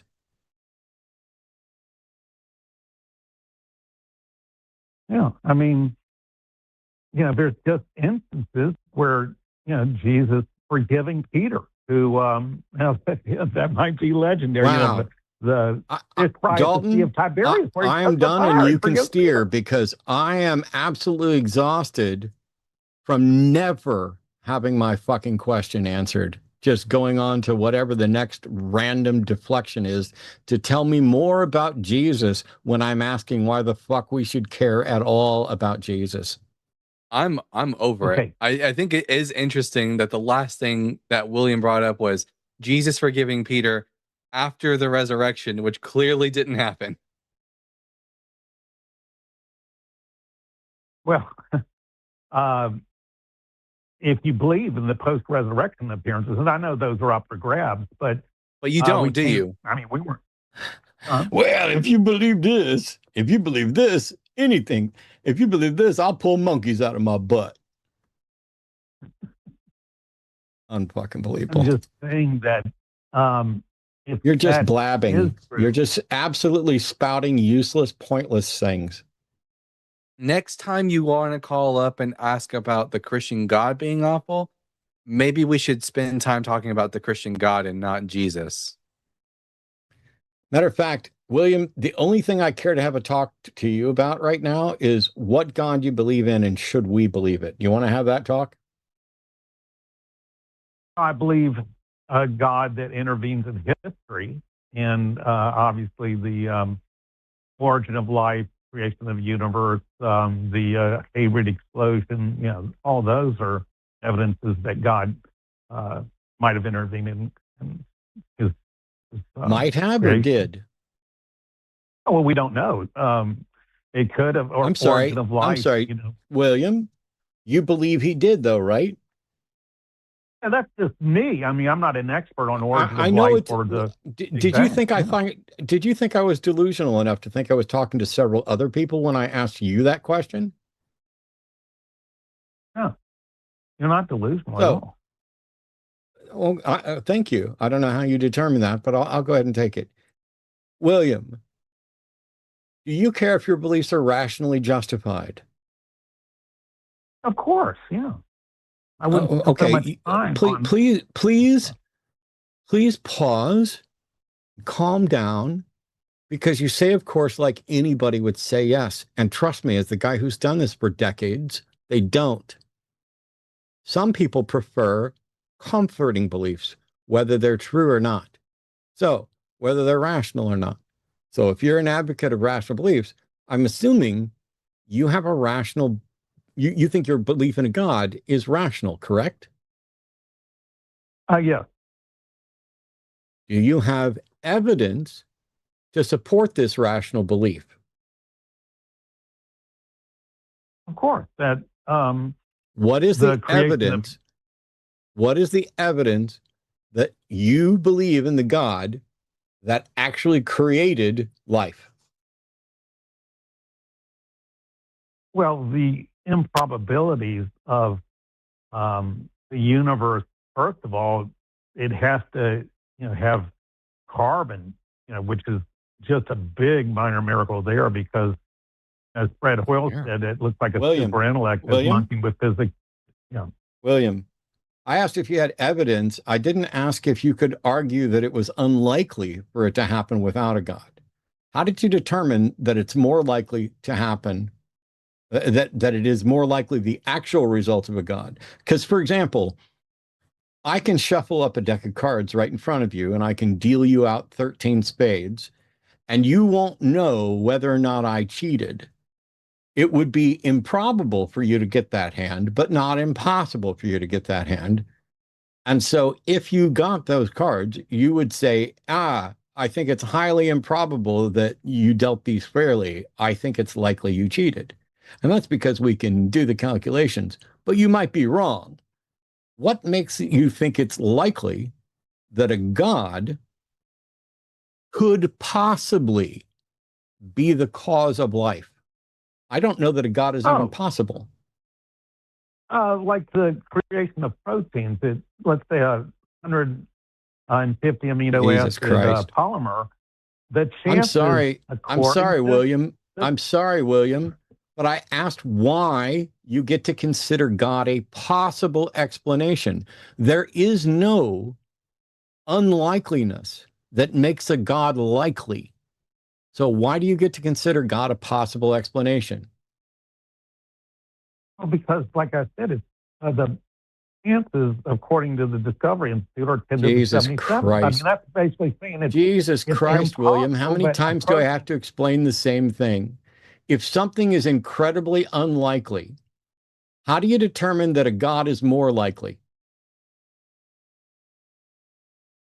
Because the alternative is random chance without any super intellect. How do you intervening. determine that a God is more likely? It's just a feeling, I guess. It's just a feeling. I'm sorry, human being, William. yeah. I thought you were someone who wanted rational beliefs supported by evidence, but it turns out you want beliefs supported by your feelings and your ignorance about the difference between possibility and probability. Well, I Discovery don't says, have, are you a you know, an Earth creationist? You don't have Go ahead. what? What impacts the thing about whether God exists? Genetics, paleontology, geology. No, it You can't doesn't. be in None of those biology. things, none of those things have anything to do with whether or not God exists. If a God exists, it could potentially impact those, but none of those can confirm the existence of a God. None of them can confirm the possibility of a God. I'm sorry, but you don't have evidence and you don't seem to care. Well, it's like God's thing. The fingerprint of God is what, like, Reasons to Believe would say, that ministry with No, few it's losses. something you're looking at and you're calling it the fingerprint of God. Prove that it's the fingerprint of God. I can't do that. I mean, I'm not an expert in all these fields, so You're not an you'd have expert to be in an expert anything, all but those if you fields can't do it, you shouldn't believe it. Well, I was an atheist for years, so Okay. even though Aaron Ra believes I was not a real atheist. I don't. Win. I Oh wasn't a my real God, Christian. William, are you able to stay on topic at all? Is Aaron Ra here? Do I give a fuck what Aaron Ra thinks about whether you were a real atheist? I don't care if you were a real atheist. All I care about is, do you have good reason to not be an atheist? And the answer appears to be no.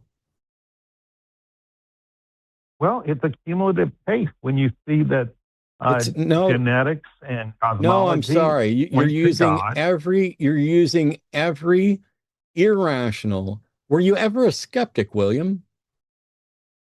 Well, I was the atheist part of the Atheist Christian Book Club for 6 years, so I guess I was. I'm sorry. Spoken what question do you think I just asked you? Was I ever an atheist? Was that the question? No. Okay, I'm sorry. Go ahead. Atheist and skeptic are not necessarily the same thing. You can be an atheist and believe in all kinds of nutty shit. Was I ever a skeptic? Is that what you're asking? Yes. Well, I was skeptical enough to take the atheist position. The answer is no. And then you were... The answer is no. The answer is no. Of course I was the way skeptical. you answered the I'm one of the most question, skeptical people you'll ever meet. The way you answered the question already gives me the answer is no. Do you hang around Christians? I know you do. Do you realize how unskeptical Wait, Christians did you just are? ask me if I do something? Did you just ask me, William, did you just ask me if I do something and then say, I know you do? Well, obviously you deal with Christians, correct? You sound just like them. Christians, you sound just like them. You sound no different than the Christians that call in. Believe me, you can ask Christians that I've dealt with in seminaries. I don't want to believe you, William. I don't care to believe you. It doesn't matter. Your personal anecdotes are no more evidence for anything than your confusion in other topics is. What did you want to ask me? I feel that there's evidence that God intervenes in history. Okay, and it's okay. not Let me stop you there. Let me stop you there. Let me stop you there. Does the fact that someone feels there's evidence that God intervenes in history mean there's actually evidence that God intervenes in history? Well, of course, the Cambrian explosion, where you have the major fire. No. Wow. You just said, of course. You just said, of course, when the answer is, of course not. It's maybe. Okay, would that be better? But maybe. No, it's not a maybe. God got these files. It's not a maybe. William, does the fact that somebody feels there's evidence that points to God, does that mean there's actually evidence that points to God? The answer is no. What you feel has no impact on what is actual. Of course. But what I'm saying is it's no, not I'm only sorry, William. have... William, we're done. I can't take any more of your bullshit saying, of course, after you've just been disproved for the 75th time. I say something and you say, of course, when you should have said, of course not. And then when I correct it, then you say, of course, as if, of course not was wrong. You are not honest. I don't care to speak to you.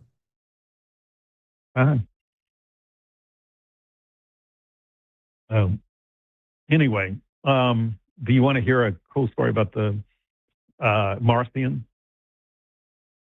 No, because you are someone with book report co-host syndrome. You're a non-Christian who wants to talk about all the little teeny things that you've educated yourself on, which are completely irrelevant and do nothing to support anything true. You are stuck at home alone, desperate for somebody to pay attention to the fact that you read a book report about a book about Marcion, or you read something about church history, or you know something subtle that some dipshit in the pew that you want to feel superior to doesn't know. Meanwhile, your views are just as irrational, just as vapid and without evidential support, and in many cases, worse, because you have nothing to base it on, which is why you're spending your time digging through the Bible and Christian history, a religion that you do not believe. It's embarrassing. Well, when the church father met, or one of the people in Rome, bishops met Marcion, they said, I've just met the firstborn of Satan. And they gave him his money back. He donated money to the church. So He decided to just go right on ahead and trail through his. Yeah, it's awesome.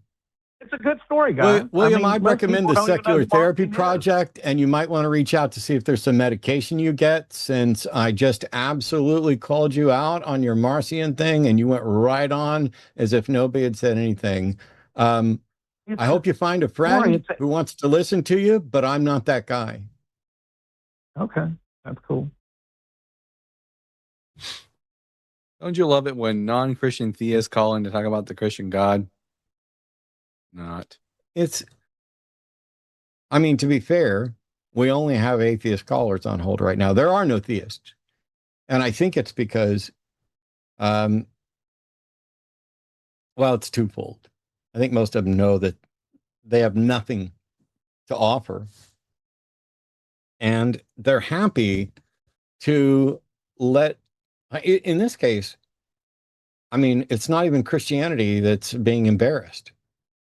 It's actually, William's actually providing support for Christianity, because William is so absolutely befuddled at reality and justification, evidential justification for gods and what we should believe and what's important. And let me find a guru and let me tell you this story I just learned because I learned something cool. That what he does is he allows Christians to say, look, I just watched a caller call in who's absolutely obsessed with Christianity and exploring the Bible and exploring what Jesus says and studying the history. He doesn't believe it. And yet that's the impact of our Lord and Savior. He doesn't even have a Lord and Savior. He just has some, vague creator God. And it's because God has given him over to a reprobate mind and Satan has deceived him. But yet somehow the path of our righteous Savior still lays before his eyes, so that he has to focus on it, because the path that leads to destruction is wide, but the path that leads to eternal life is narrow. And he's not able to see that. Oh my God. Why do I feel like I need to shower every time I do one of these shows where dipshits who do not understand that even the most basic thing about religion are obsessed with it and desperate. William, you'll never be a co-host on the show, ever. Until I'm dead, you will not be a co-host on the network. So stop auditioning. You have failed more than once. All right. We got some atheists we can talk to.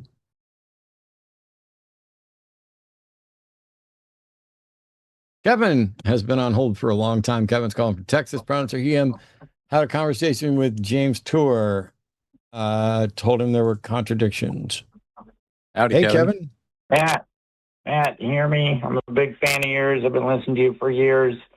So thanks for taking my call. Okay. I apologize in advance because you might not like how this goes.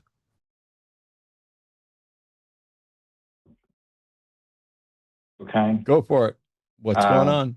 All right. Anyways, so, I'm interested in abiogenesis, so I watch a lot of it. James Tour videos because he comes up on my list all the time. And if you know anything about James Tour videos, you know that at least once, if not 2 or 3 times in his videos, he invites you to send him an email and, so that he can explain to you why he believes in the physical resurrection of Jesus Christ. You're familiar with this, I assume. I assume you've watched some of his videos.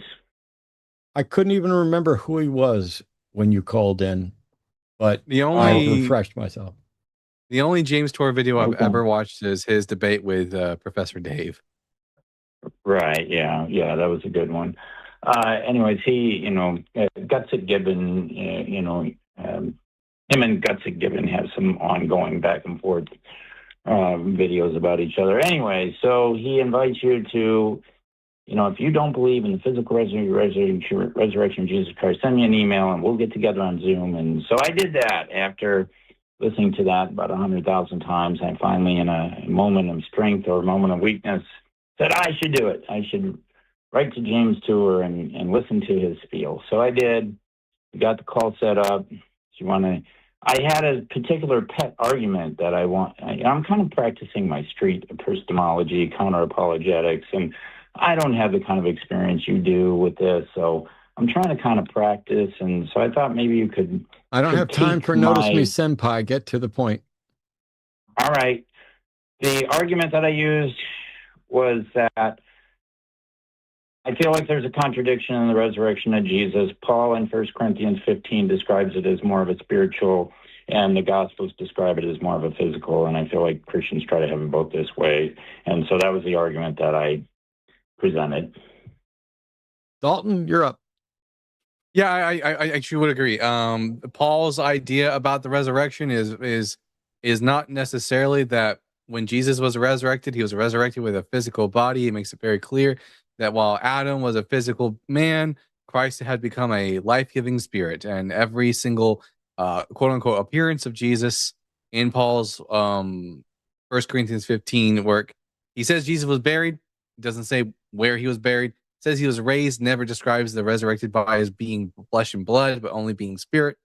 And that the Gospels, which came about decades later, definitely do picture Jesus as being more flesh and blood, as definitely a development in the religion.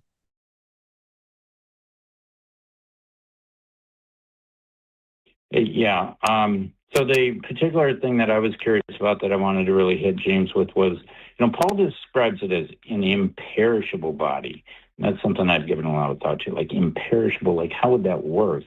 If it's a physical body and being resurrected back into, molecules, aren't they subject to the second law of thermodynamics and entropy? And so how could it be imperishable? And that's what I was trying to get out of James Tour.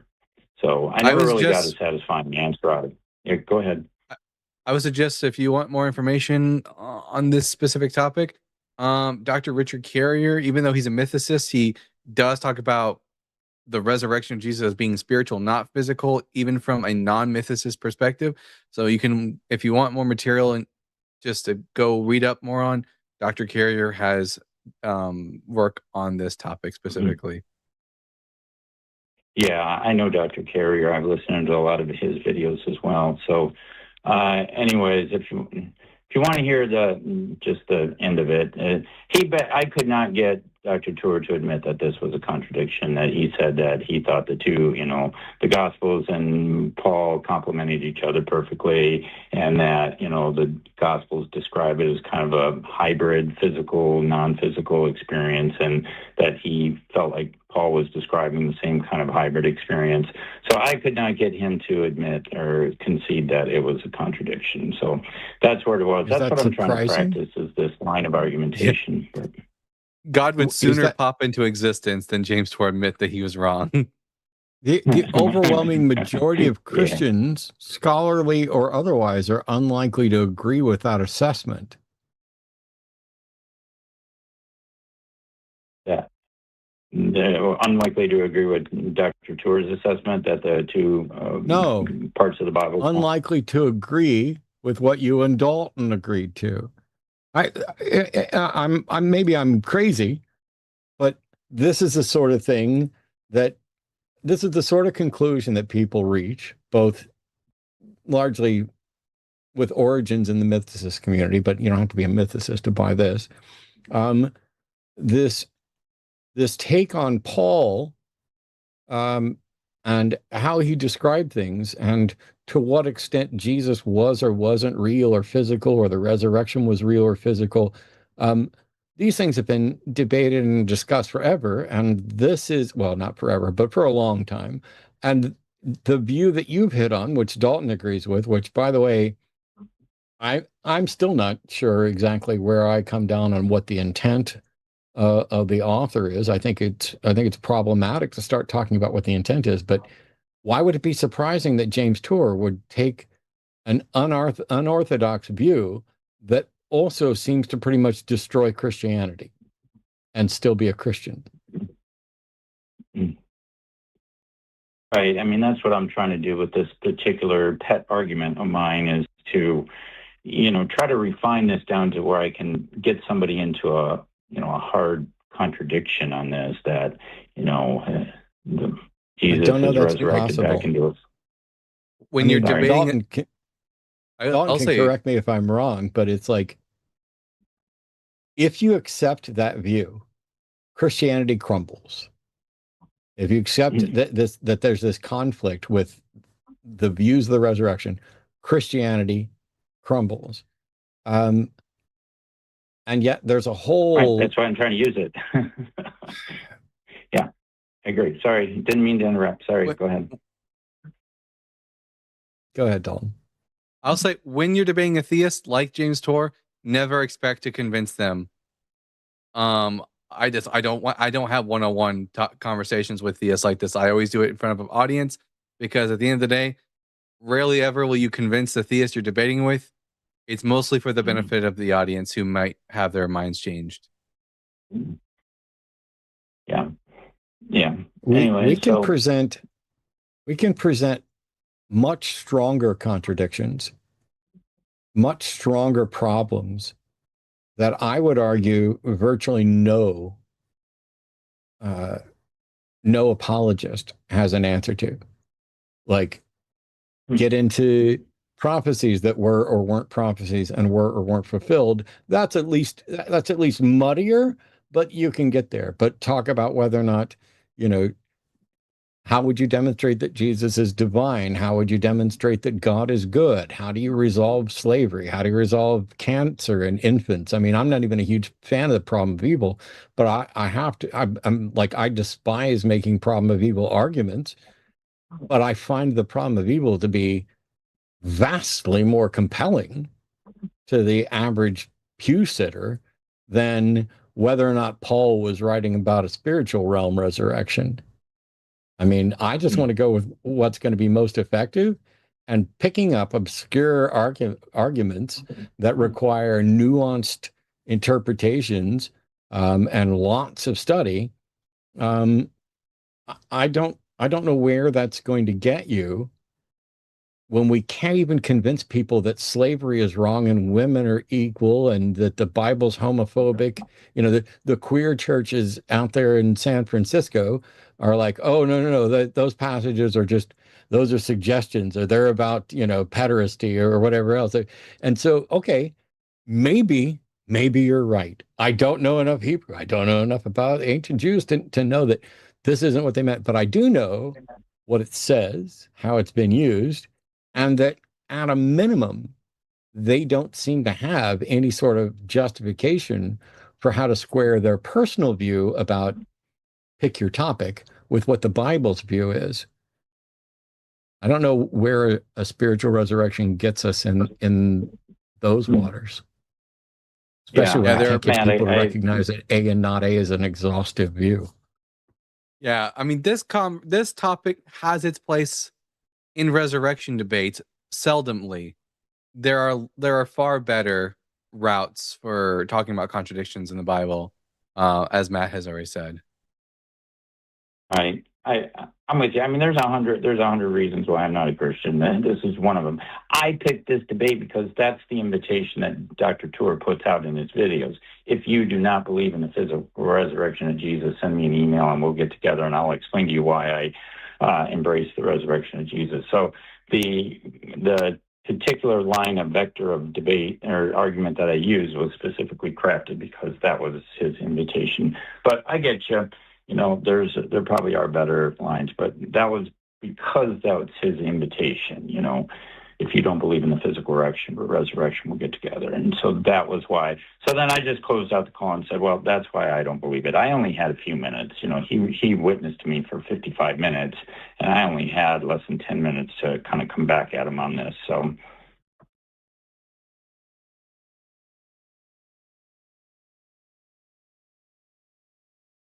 Okie dokie. Sorry, are you guys? All right. You guys still Thanks, there? Kevin. So, thanks for listening. Okay, we'll check you later. Appreciate it.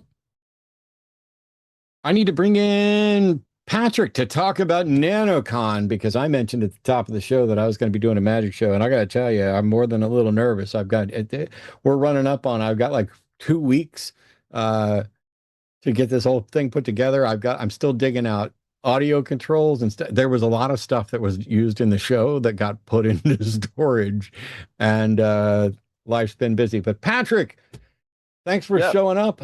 Tell everybody about NanoCon, where to go to find out more, where to get tickets, when it's going to happen, what they should expect to see, and why they suck if they don't show up.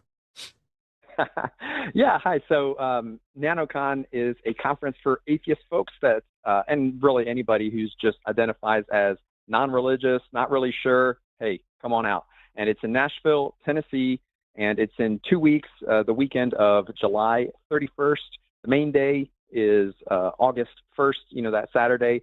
And if you've never been before, but you kind of just want to like see what it's all about, come check it out.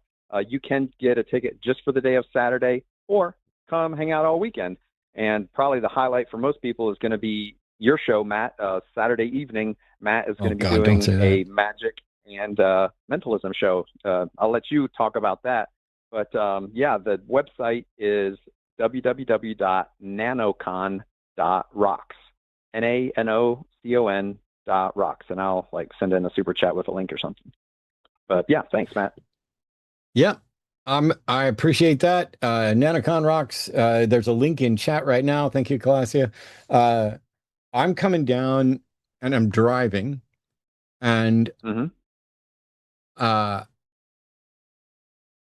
don't think Arden's going to get to come with me at all. Okay. Right, honey? Sorry. Well, I'm multitasking. What's going on? I'm saying I don't think you're going to get to go to NanoCon at all, right? Correct. Oh, I don't know if the audience can hear me. I don't think I'm. They can. Well, I can hear you. So we'll just stop. So I'm going to come down solo. Arden's not going to be going with me, and that means that I don't have an on-stage assistant or anybody to help set up. So I will be reaching out to some people once I actually get there, and I'm doing mine Saturday night, right? Yes, absolutely. Saturday night, 8:30 after the dinner. It's going to be awesome. Cool, because I'm going to need all of Saturday to. Oh, by the way, we'll have to talk about setup, but we'll get all that. Patrick, I'm gonna let you go. We're gonna get some more callers in here. Thank you so much for calling in and doing this, and I look forward to seeing you in a couple weeks. Awesome, man. Take care. Thanks again for taking the call. Bye-bye. You bet. Yeah, this is going to be a hard one. I did the last big magic show I did was at American Atheist Convention. Let's see. What, 4 years ago, 6 months after having open heart surgery. But there I had some help.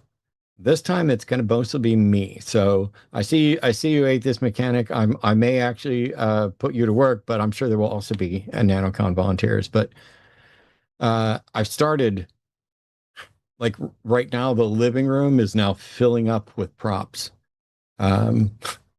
And I mean, I have some decent size. Like, I'm worried I'm going to fit it all in the truck. So Arden couldn't come with me anyway, because there's not going to be room for anybody but me and the stuff. But all right. I'm going to screw up at least one trick, and I know that for a fact because I like to screw one up on purpose. But this is going to be a little strange. And I'm not sure our answers are going to be on the same page. But Franklin's calling from Virginia. Franklin's 28. He's a theist. Pronouns are him, and says that God is the necessary presupposition for knowing something is true. Hey, Franklin, how are you? Hi, how's it going? Pretty good. Isn't the I'm script confused. usually preconditioned? Well, so I would say more so that I believe God is like a fundamental value.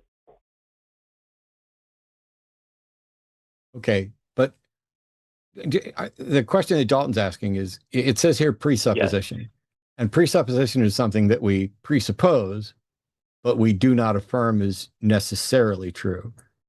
Are you saying that God is just a presupposition, or that God is a precondition for truth? Are you trying to run tag? I'm sorry? Are you trying to run tag? What does that mean?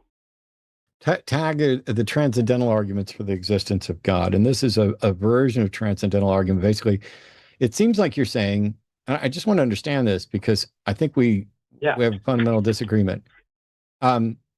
Let's say it's true that I am holding a watch in my hand. How does God relate to that statement being true? Good question. Well, I thought that it would get into like the epistemology of knowing, like, if anything is true. No, that's not really I feel epistemology. Like you have to, yeah. We're talking about, so like, I picked up my watch and I'm holding it in my hand. Yes. If God is tied to truth, all I'm wondering is, how does God relate to that statement? Because it sounds like you're saying no statement, including that one, could possibly be true if it weren't for the fact that a God is there. If that's what you're saying, I not only don't understand it, but I disagree with it, because for me, the only thing that's required for X to be true is for X to actually be. And while we have limits on what we can detect and verify, I don't see any path to absolute certainty, perfect confidence. And so if the only thing required for X to be true is for it to be actual, that's separate from, is it true, is separate from, can we tell that it's true, or to what extent could we be confident that it's true?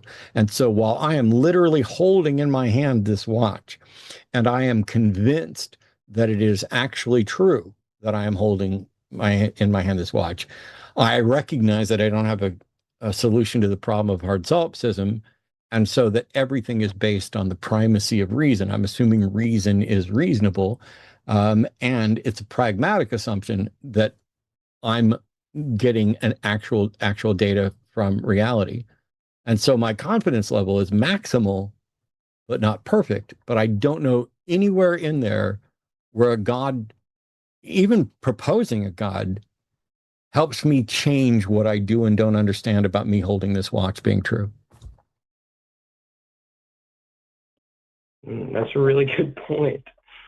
I actually haven't thought of it that way before, so. Okay. Well, you want to set that aside and try something else?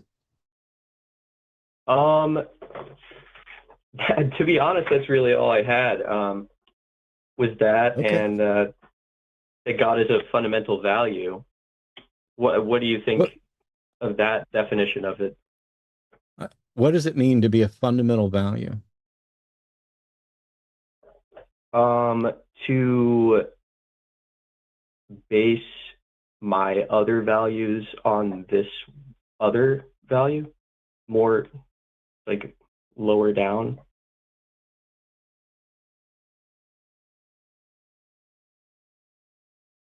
I don't understand. I mean, is it?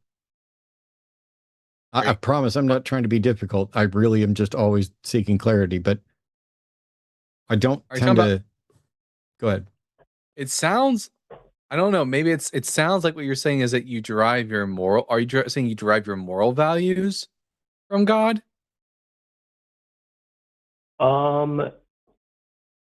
Yes, but I think they're like one and the same as well. I don't know if that's like your moral value. You think your moral values are God? Yeah, and like in that same vein, I would say that everyone has their own personal God. Okay. So there's no like, sorry, I'm trying to make this not more confusing. So you believe everybody has their own personal God. But that suggests that you don't think these gods exist. How's it different? Why that? Well, are you suggesting, let's say there's 8 billion people right now on Earth. Are you suggesting there's 8 billion gods? Yeah, I would, yeah, to be consistent, yes. If those gods, the people don't agree on what those gods think, do those gods exist, or are they just people's opinions about a god?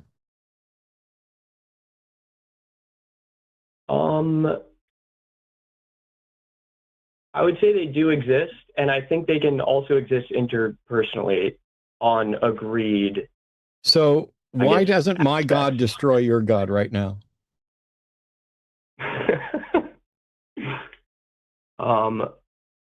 Well, I'm open-minded to that. I mean, if I don't know. I don't actually have a God, but if I had a God, my God would want to be supreme and would destroy every false god out there. And since my God would be supreme, all other gods would be false gods. So why doesn't my God run around destroying everybody's God?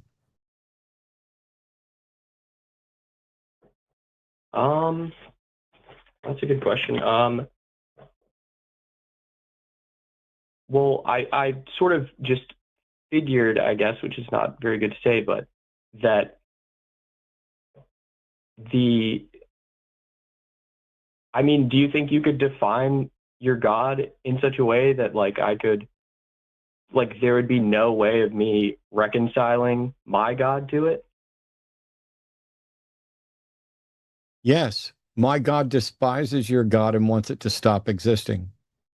My God is also capable of making your God stop existing. There, define your God to avoid that. Well, I don't think I could, to be honest. I don't think you could either. I just literally defined it so that you can't.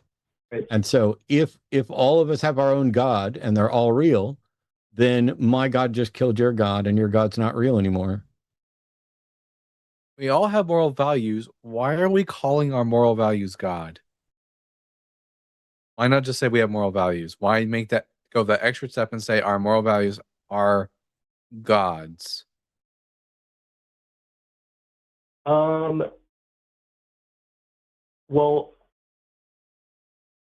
that's also a good question. I haven't really thought too deeply on that particular aspect of it, so I'm unprepared for that. Okay. I'm wondering, I guess we'll have to take a step back.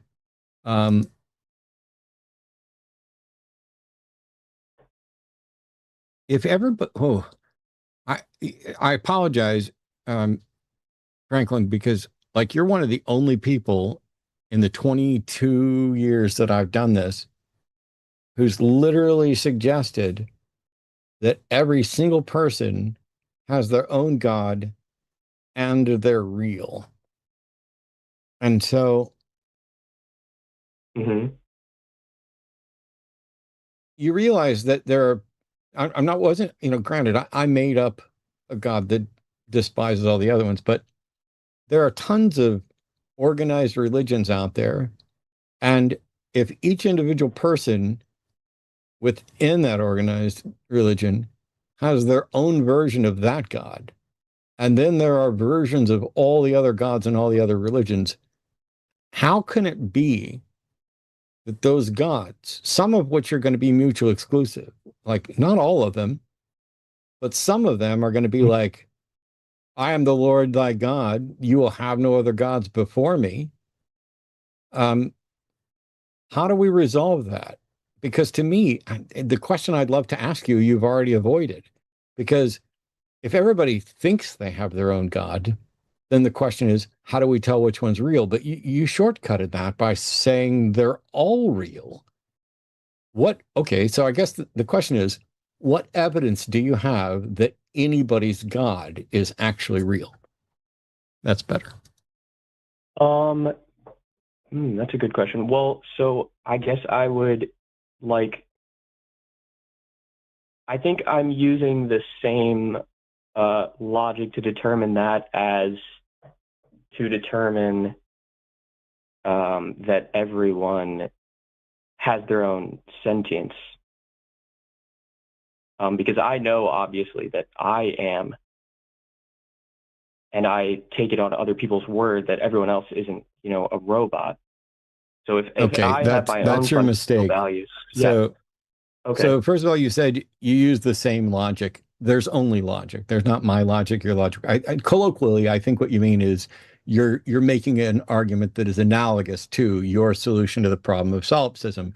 You're as Descartes pointed out, I think, therefore I am, which means you can be sure that you exist even if you don't know anything about how you exist. You could be a brain in a vat, you could be experiencing a simulation. But when you say you take your other people's word for the fact that they're also experiencing this, cool. I don't think that's enough to solve solipsism. Mm-hmm. But I think there are ways to do it. Like, for example, my solution to the problem of hard solipsism is that if I'm right, then if I'm in fact the only mind, then I am responsible for every great song and every terrible song, every great caller and every terrible caller. I'm responsible for every argument that has irritated me and every brilliant thing that I've discovered. I'm responsible for actually teaching myself everything I've learned, and yet there's evidence that other people knew it before I did. And that, to me, is an overwhelming realm of arrogance that suggests it would be absolutely stupid to think that solipsism were true. However, I can't do that for people's God claims because I see no evidence that anybody's God is real. I see evidence for sure that I am real. I just don't necessarily know what that means. But I believe things that I have found out I was wrong about.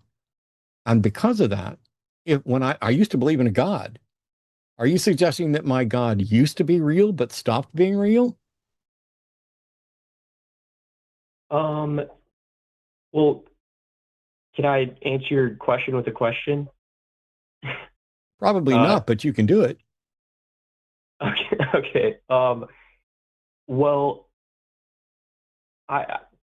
even if I am the only mind, I hold a fundamental value. Would you say that everyone has a fundamental value? I don't know what you mean. Do you mean that so value is necessarily subjective. It is based on, it is specifically based on desire.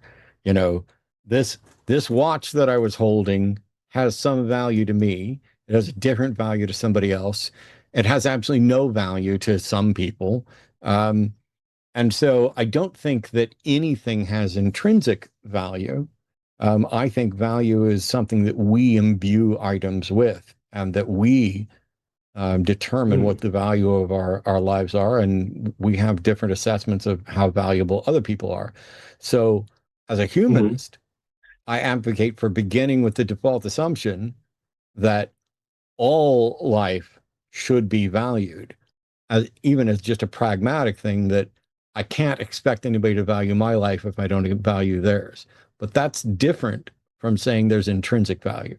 So were you saying we had intrinsic value or that we have value? That's a good point. I mean, I agree with what you said. I would also hold that. I would hold that value, but I mean, I also value the truth. Yeah, me too.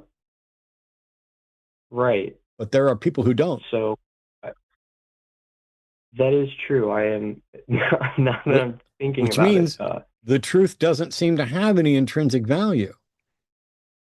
Right. It has, I think, objectively benefits. For example, as far as we can tell, if I'm walking across the street and it's true that there's a bus coming, that would be valuable information if I care about my life. But yes, it would. But, maybe I'm intentionally, trying to get hit by a bus to collect insurance or whatever. The point is, I was just wondering what type of value you were suggesting everyone have. Because if we're in agreement that we should, this is the second time this week I've mentioned the veil of ignorance. For those who don't know, since I didn't describe it the first time, the veil of ignorance is a philosophical concept from John Rawls that I think is probably one of the single greatest epiphanies you can drive into your head, which is, and it applies financial systems, moral systems, virtually anything where there's some sort of value assessment. Design the system that you want to live in, not knowing who you will be in that system. Is your system going to allow slavery? Remember, you could come in as a slave owner or a slave. Is your system going to allow abortion rights? Remember, you could be anybody in this scenario. Is your system going to allow the freedom to guide your own life and make your decisions, and to what extent, and how free are you? All of those things have to be done considering you don't necessarily know who you are. And what that does is it removes the partial, the bias. It's like saying, here's a big cake, and we want to divide this cake up amongst all the people in this room. The best way to do it is to let one person cut the cake, and they get to pick last. And if we begin with this assumption that everybody would like a roughly equal sized piece of cake, that is going to encourage the individual cutting the cake to make sure that they do it as evenly as possible so that they get a piece just as big as anybody else's. You're going to get, anarchists and chaos fans coming up with, bullshit scenarios. But in reality, if we're going to value fairness and we want to be included in the fairness, that's a perfect solution. I'm going to give you the knife, you cut the cake, and you pick last. Probably going to be pretty fair. Yeah, that sounds pretty fair. I've never heard of this veil of ignorance thing, so I'm going to look that up as well. John Rawls, I highly recommend his writing and several others. There's a lot of philosophers that have done work, in ethics and in morality and epistemology. You had some good starts to stuff. When I make I won't be making a thumbnail of this, but when Arden makes a thumbnail of this, I think I'm going to ask that she just puts, that's a good point, in the thumbnail, because I like the fact that, unlike a lot of other people, you not only recognized it, but it commented on it. And I genuinely think you're going to go off and think about it. And I'm pretty confident that when you come up with a good justification for your version of a God being real and warranted as a rational position, I'm pretty sure you'll call us back. Yeah, absolutely. And I for sure will. Both of those things. Awesome. Well, thanks, Franklin. If you haven't got anything else, I got one more call I want to get to, but I appreciate the call. Absolutely. Thank you for having me. Doesn't always happen, but it's really nice to get a good theist call. Yeah, I almost don't want to take the next call, but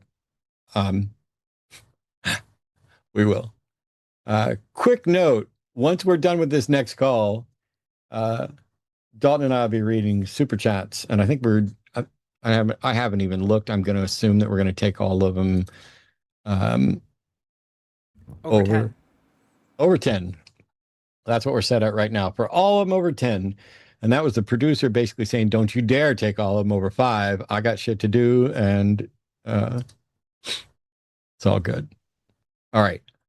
Are we ready for the final call of today? This is Michael, pronouncing him as an atheist, calling from Cali, and has a question about the need for God, the need of God for society. Hey, Michael, how you doing? What's happening, Matt? Dalton? How's it going, gentlemen? Howdy, partner. So, the title of the live stream, I believe, is Do We Need God? And I thought that would be an interesting conversation, but there is a couple of key things you were hitting on in that last conversation with Franklin that I thought was pretty awesome and that I would like to elaborate on a little more. See, here I was just going to dump all over first? you right now, but you said it was awesome, so I'll let you keep going. Great. So he was talking about intrinsic value and that being a god, and you were bringing up a pretty interesting point of us all having gods, and why don't your god just destroy other people's gods? Am I following that correct? I guess, yeah. So I think I have a pretty similar standpoint on him, just not in the not in the regards of there being a god per se, but I think more, for example, like based off of a society and the values that they have together, there's a sort of metaphysical representation of those non-corporeal factors in reality, like belief, like consciousness. Does that track? Saying you're a Platonist? You'd have to do it again. I'm sorry. I got distracted or I missed a point somehow. You believe in forms and stuff like that? One more time, sir? Are you a Platonist who like believes in forms? Platonist would be like Plato's philosophy, right? Yes. I would say somewhat, but I don't think those forms, or like in a religious person's point of view, where forms or have a direct effect on reality. I think reality more or less affects that sort of metaphysical form plane where ideas exist.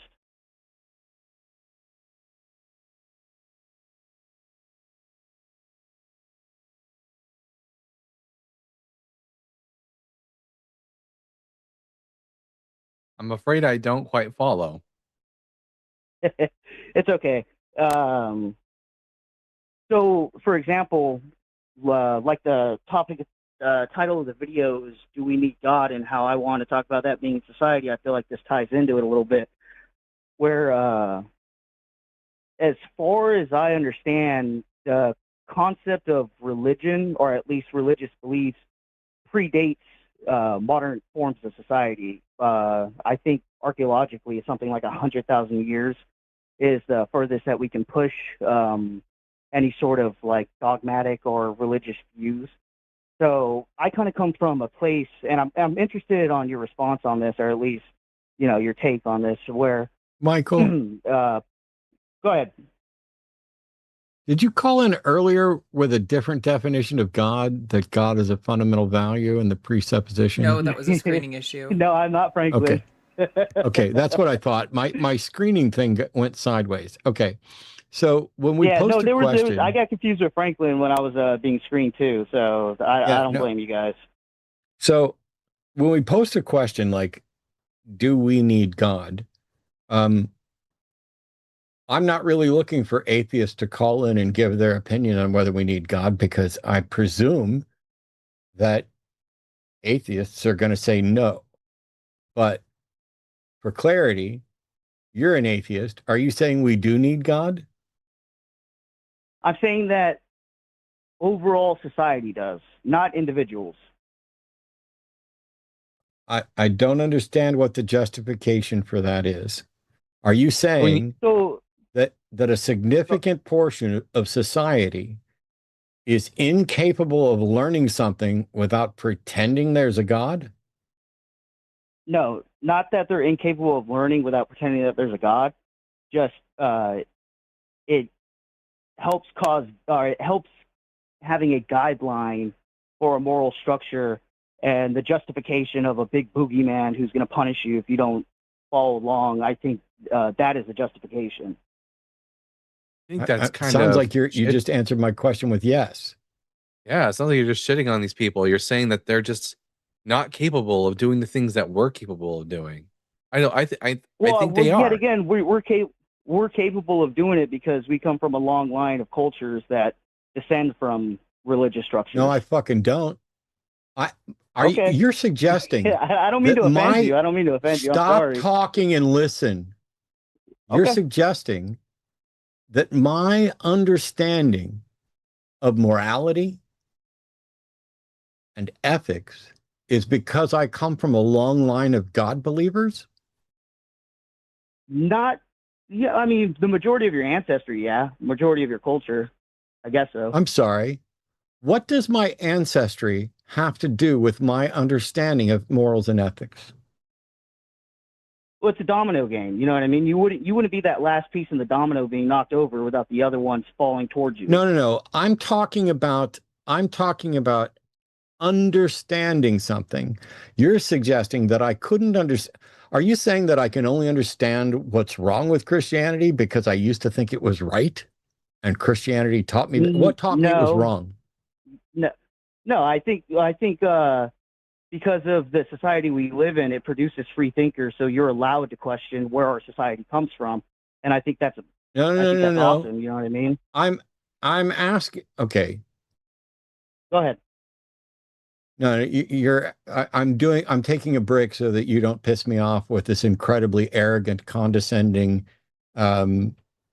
dismissive notion that I don't mean to come there off are as some rude and people. I don't condescending. know why you're speaking. That's a really bad fucking idea right now.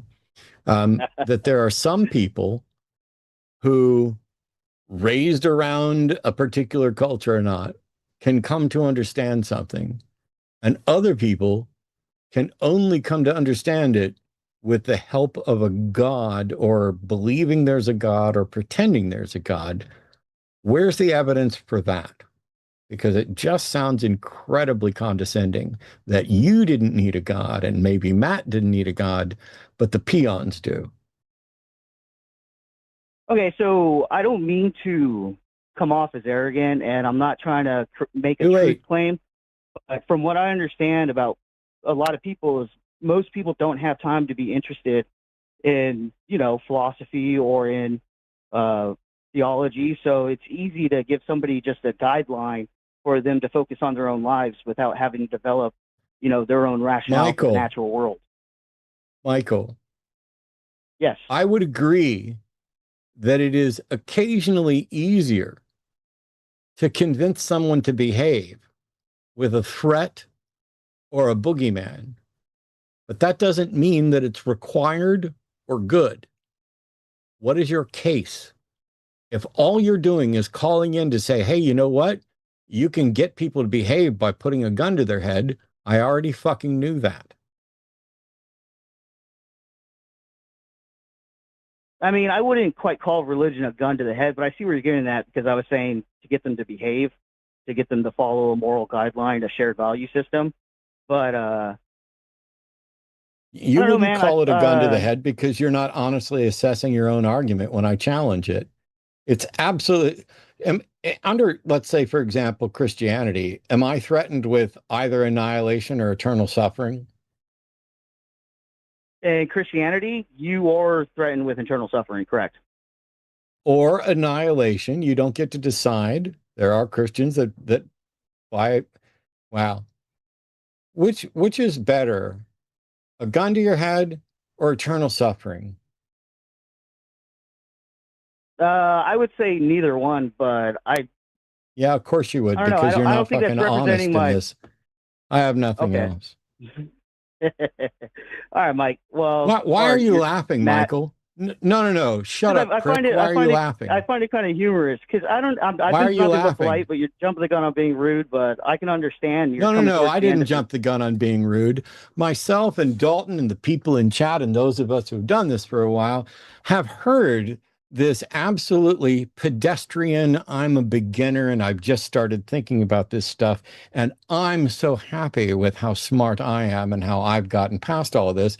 But I recognize that despite the fact that I don't need a God, there are people out there, the plebes, who still need a God. And even if they don't completely need a God, it's just too much effort for us to actually bother to teach them or justify anything. So I'm just going to go with my feels instead of my, evidence. And then when I get called out on it, I'm going to ha and laugh at being a smug prick to people and pretend that the person who's calling me out for being a condescending smug prick is the actual smug prick. Gosh, ha. Go away, Michael, be better. All right. Yeah, I Hi. hate that condescending viewpoint. I've heard it a few times now. It's one of my absolute pet peeves. If I wasn't in my year of Zen, there would have been massive yelling at that dipshittery. Well, you're Because doing very good, Matt. thank you. Here's the thing. I'm a skeptic. That determines how I go about figuring out what's likely to be real, what is reasonable to believe, etc. And I'm a humanist. That's about how I live, how I evaluate things. And I've gotten lots and lots of things wrong. In the decades that I've done this, I've definitely learned some lesson. And there's times to be glib. Like I had a bumper sticker once that said, you pray for me, I'll think for you.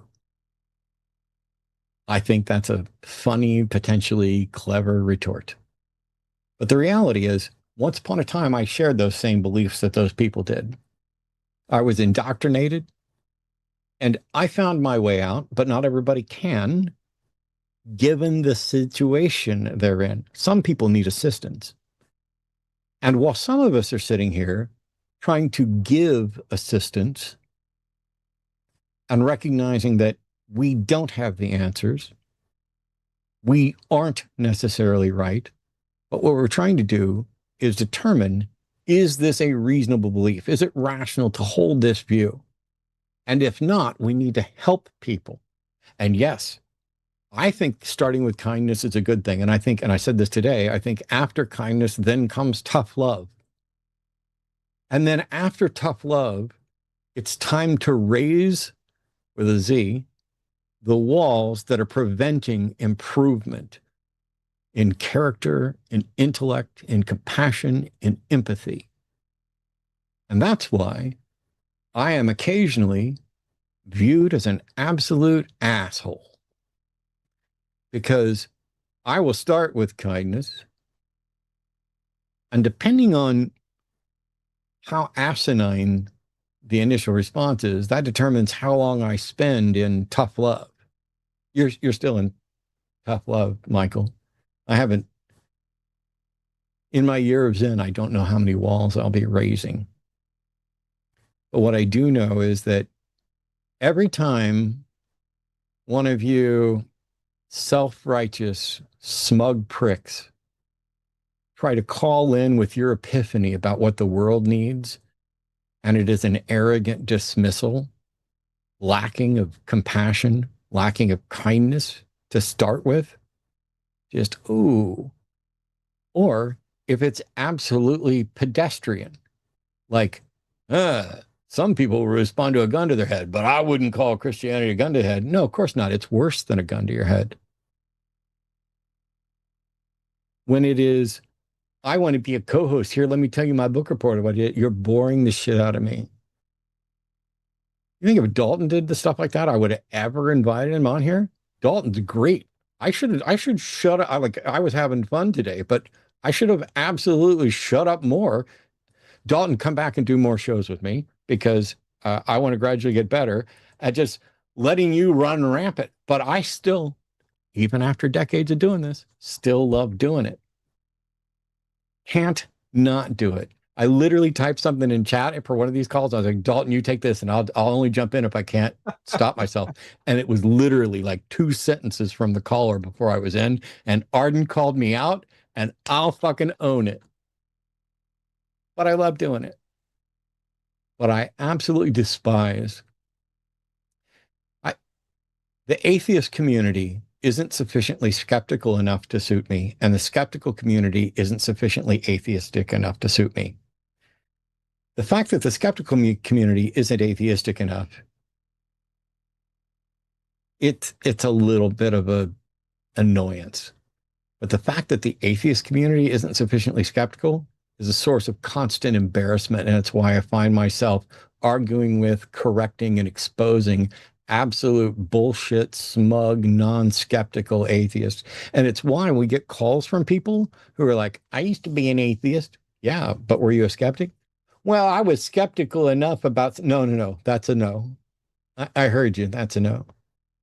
I highly recommend that some of you look into the basics of skepticism. But if you think that there are people out there, a significant group of people, who need people around them to reinforce a delusion of a God belief in order to be better people, not only do you not know much about how belief works, but also you don't know how much about how religion works.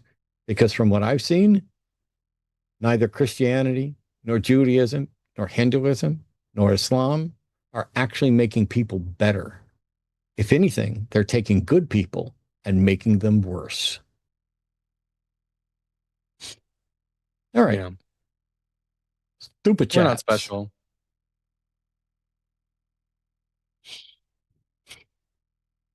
Oh my gosh. I see. There's the little thing here. You want to go first or second? I'll go second. You go first.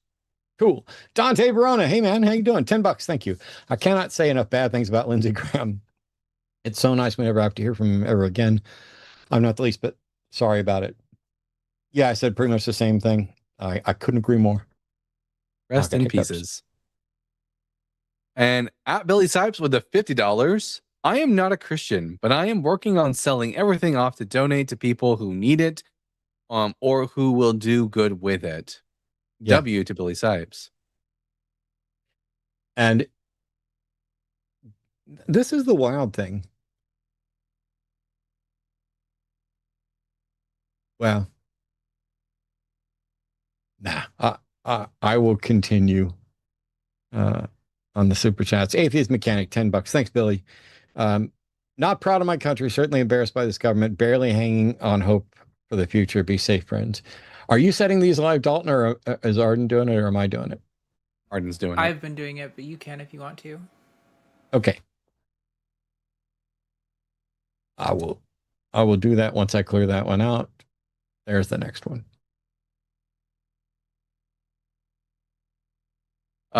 At Black Non-Believers Inc. saying, thanks for all that you do with the $10. Hey, thank you for your patronage.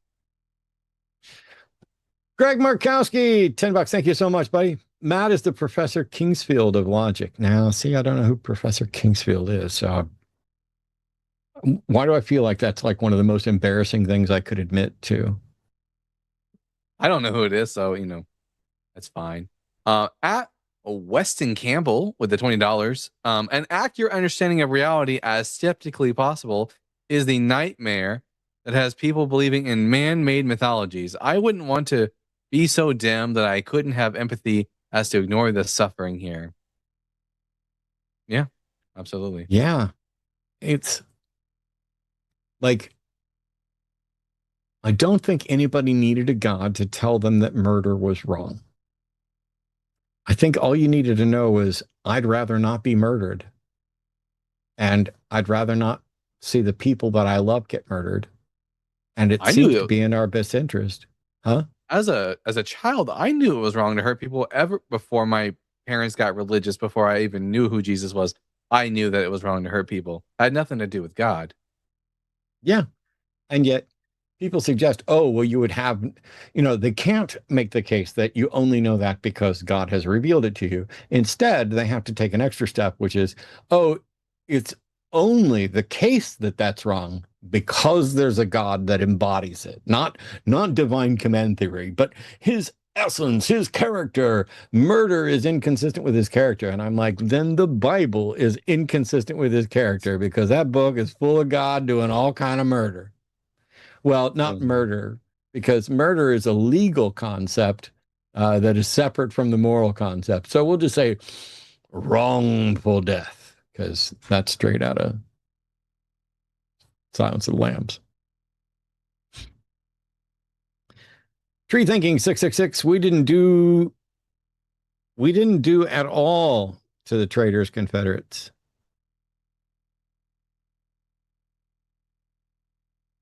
I'm just going to say thanks. I think I know what you meant. Yeah.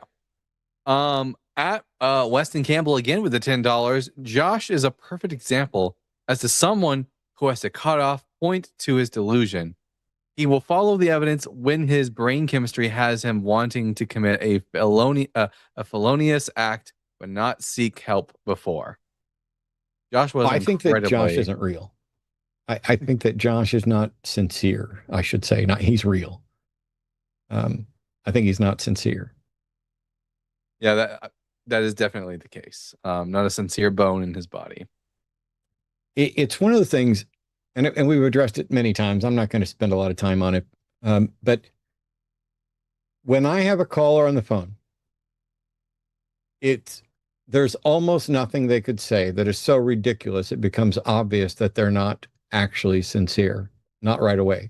I have genuinely met in person and had lengthy conversations with people who believe the most bizarre stuff that some of it's like fractally wrong. It's wrong at every conceivable resolution. And some of it is gibberish. Like I have no idea. Somebody actually made a comment on one of my videos yesterday, and maybe I shouldn't read this, but it's out there. It says, Matt, I have disproof of God that also shows why all creationists are liars now and will be in the future. Yes, they are all liars. They have to be. I can actually prove it. The cumulative case for God exposes my new fallacy called the dung pile fallacy. This is an upgrade to the standard 10 leaky buckets fallacy. Here's the fallacy. OV VO equals 1. This one is the Boolean truth value. The actual argument is the following. OV VO equals 0. The singular 0 on the right is the Boolean false value. I like to call it the singular 0 of God. We start with this true statement of a bunch of zeros and a logical OR gate equally 0. Next, we apply the symmetric property. If A equals B, then B equals A to get 0 equals 0V V0 and in parentheses V0. The newly appended argument to the dung pile becomes a new part of the logical OR gate. The new argument must contain a fallacy, falsehood, or contradiction of some kind by definition. Thus, all apologists are liars. Please visit my channel for more information. I get stuff like that more often than you guys would suspect. And if you saw it, I don't think it would make much more sense. I have to make decisions when somebody's on the phone. I have to evaluate who I'm talking to, what the likelihood is of making some progress or learning something or teaching somebody something, whether it's the caller or somebody else listening, and then how that impacts all the other people who are on hold and the audience watching. The first thing that happens when I immediately start calling out troll as quickly as people in the chat do is we dump callers too quick to get anywhere, and people get to say, look, they don't want to talk to anybody. Everybody's a troll. Everybody's a troll. Everybody's a troll. Look, they're not interested in honest conversation. So we must do our best to repeatedly steer the conversation to some sort of productive, useful interaction.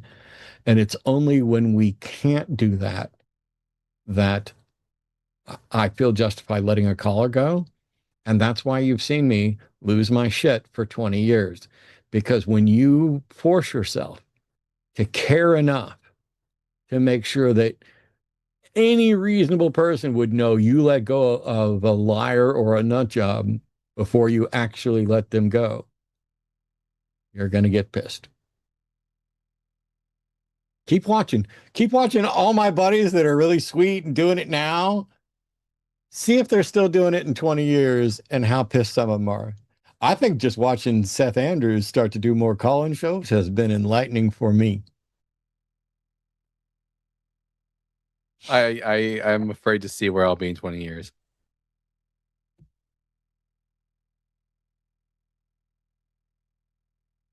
Oh, this one's your turn.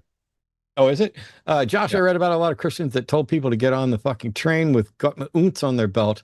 By the way, hello, new host. I'm liking your commentary with Matt. The cohesion is good. Wow. Thank you. Dalton is great on his own, and you should definitely go check out his channel as well. But definitely we'll be having Dalton back because I'm lazy.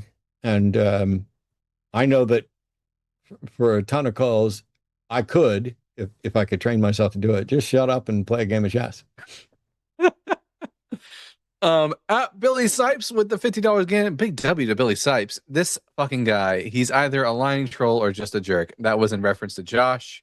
Yeah. And troll. And both. It's not mutually exclusive. He's a jerk troll. Yeah, Josh made us some money. So thanks, Josh. Josh the Lesser is out here giving people named Josh, people from Missouri, Christians, and people in their late 30s a bad name. He deserves a medal made of dog droppings, wet dog droppings. Ooh, the first one says doppings, but my brain auto-corrected it, which is great because my text messages are a fucking mess of bad autocorrections for my sloppy swiping. And Weston again with the $10. Hey, William, if you're in need of a friend, maybe try donating $10 over the course of years to be known as just a silly goose, and which people expect super chats from. That's how I participate. Well, Weston, we see you and we appreciate you. I would hang out with Weston before William any day of the week. And the thing is, I'd still hang out with William. This is one of those things where the stuff that William wants to talk about, I'm not as interested when I'm off the show because I do so much here, but we could have a conversation. It's just not at all good for the show. People don't tune in to hear an atheist call in to tell them about, a book they read on Marcion. Cool.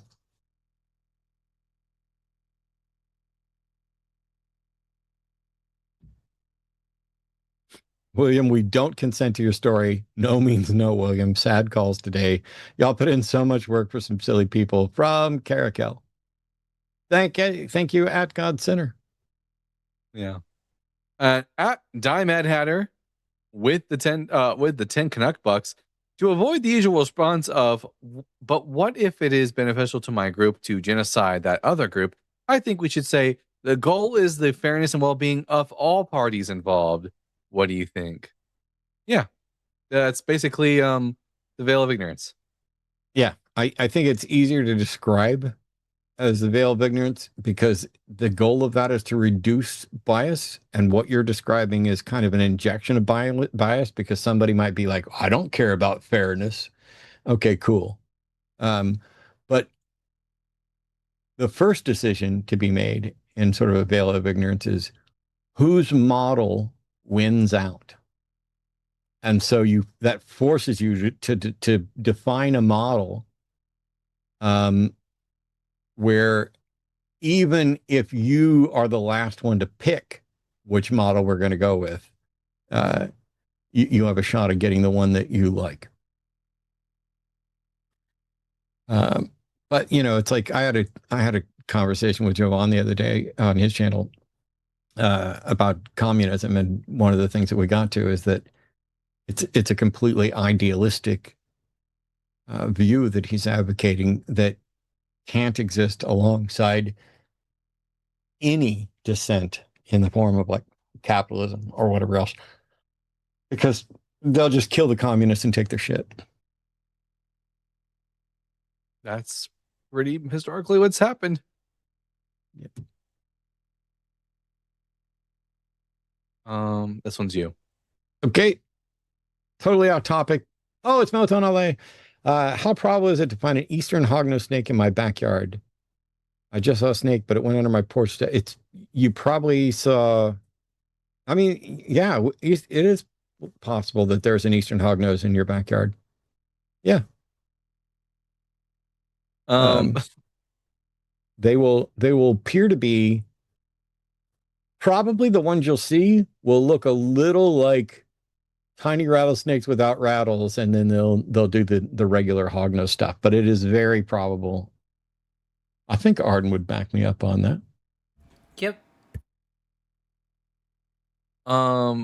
Let's see. At Aliashana Silverbow with the $10. I forget it was a $10 threshold, so I'm sending my joke for Matt again. I threw a boomerang months ago. Now I live in constant fear. Nice. Keep on casting your bread upon the water. Billy Sipes, $100. Wow, last one for the night, gentle people. Thanks a ton, Billy. I look forward to seeing you. As always, it's a pleasure listening to you and your thoughts. Not always the callers, but definitely you. And it was nice to have a good theist caller. It was. Always nice. And I pointed out years ago, I would do this. I would take 1,000 troll calls and confused calls for one sincere person that thinks about it. When I did an event in Amarillo, Texas, there was like a 12-year-old girl whose parents brought her to the debate, and she came up to me afterwards and said that was the night she decided she was an atheist after exploring a bunch of other stuff. And I'll take 1,000 more calls for one more 12-year-old girl that, probably at this point, that's been so many years ago, she's probably ready to come take my job. Be nice. Thanks, Billy. At Jason Ray with the $20. I've been an atheist for about 20 years, and I'm thinking about pretending to be a Christian and going back to church. I miss the community. Oh, no. I can't get that in an atheist community. I don't have any friends. I get depressed. Okay.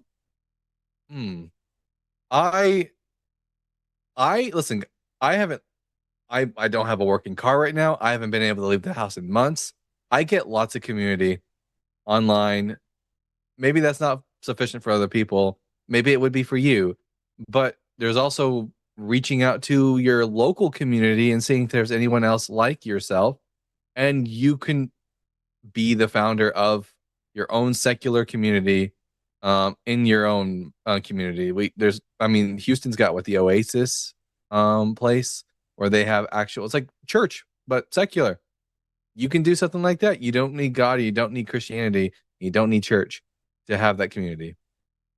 I'm a weird one. So, Jason, first let me say I'm sorry that you're dealing with depression and loneliness and that you miss the community. There are lots of other options for community without a church. But I'll tell you this. If somebody told me I can't find any community and I'm going to keep going to church to hang out with that community, I'd rather you have some community than none. I don't think it's generally good for people to be alone. But I will say that not only is there Recovering from Religion and the Psychotherapy Project, but there are a number of Oasis and Sunday Assembly and Skeptics in the Pub and online communities that have real in-person, in-meet space gatherings. There aren't as many conventions as there used to be because COVID kind of squashed a bunch of that. But not only will there be NanoCon at the end of this month, which I will be at, but also on August 21st through 23rd, there's Baja Con in Sarnia, Ontario. AHA Con is on September 19th. Rocket City Reason is in Huntsville, Alabama, October 23rd through 25th. And the Black Non-Believers C-Con is November 28th through December 6th. That's a whole cruise. I don't know where you are or what the options are. If you need to have that kind of community, you don't have to pretend to be a Christian. I would start, if you cannot find a secular community that's to your liking, I would start with the Unitarian Universalist Church, because you don't have to pretend to be anything to participate there. It's not just like a non-denominational Christian. It is a church that welcomes humanists, and I don't enjoy going because the religion is so watered down as to be vapid, and the community stuff is great, but I have a hard time saying it's okay to believe irrational things. I get that some people are going to, but I would definitely start with Unitarian Universalists, and some, ethical societies. There's probably a good list. We should probably have a good list, but I would reach out to Recovering from Religion and ask if they have a list of recommendations for communities, religious or otherwise, that they think would be a good fit, and they will know more maybe in your area. And if not, reach out to the national organizations to see if they have a list of communities, like American Atheists has state directors, etc. I don't know that I gave you anything useful, but when I see somebody, it's like, oh, I miss the community and I'm lonely and depressed. I don't want to just say, oh, I hope you find something. I want to at least give something. I genuinely hope you do find something. Nick White, when talking to theists, what's the best way you found to convey why unfalsifiable claims are not useful? Love the show. Keep up the good work. I don't know that I have found a best way.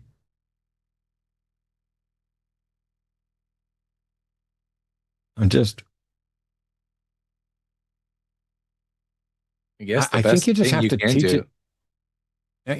Like, I don't know how to teach it anyway, other than just, hey, if there's a claim and you have no way to show that it could be false, what conclusion are you ever going to reach?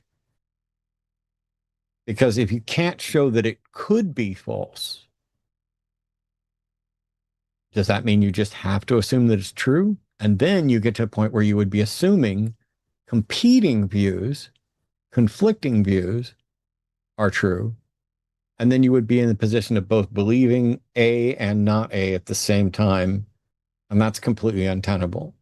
And so better to say, I'm unconvinced. I know it must be A or not A, because those are the only two options for everything. I'm just not convinced I know which one it is.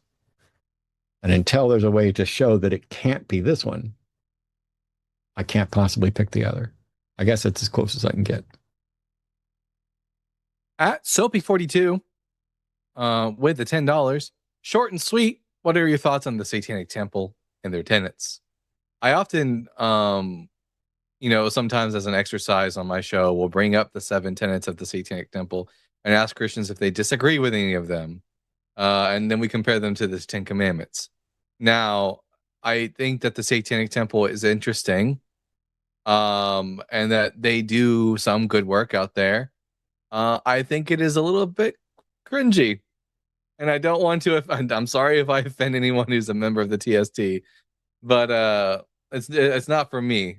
I'll say that. But I think it has its uses, but it's a little bit cringy.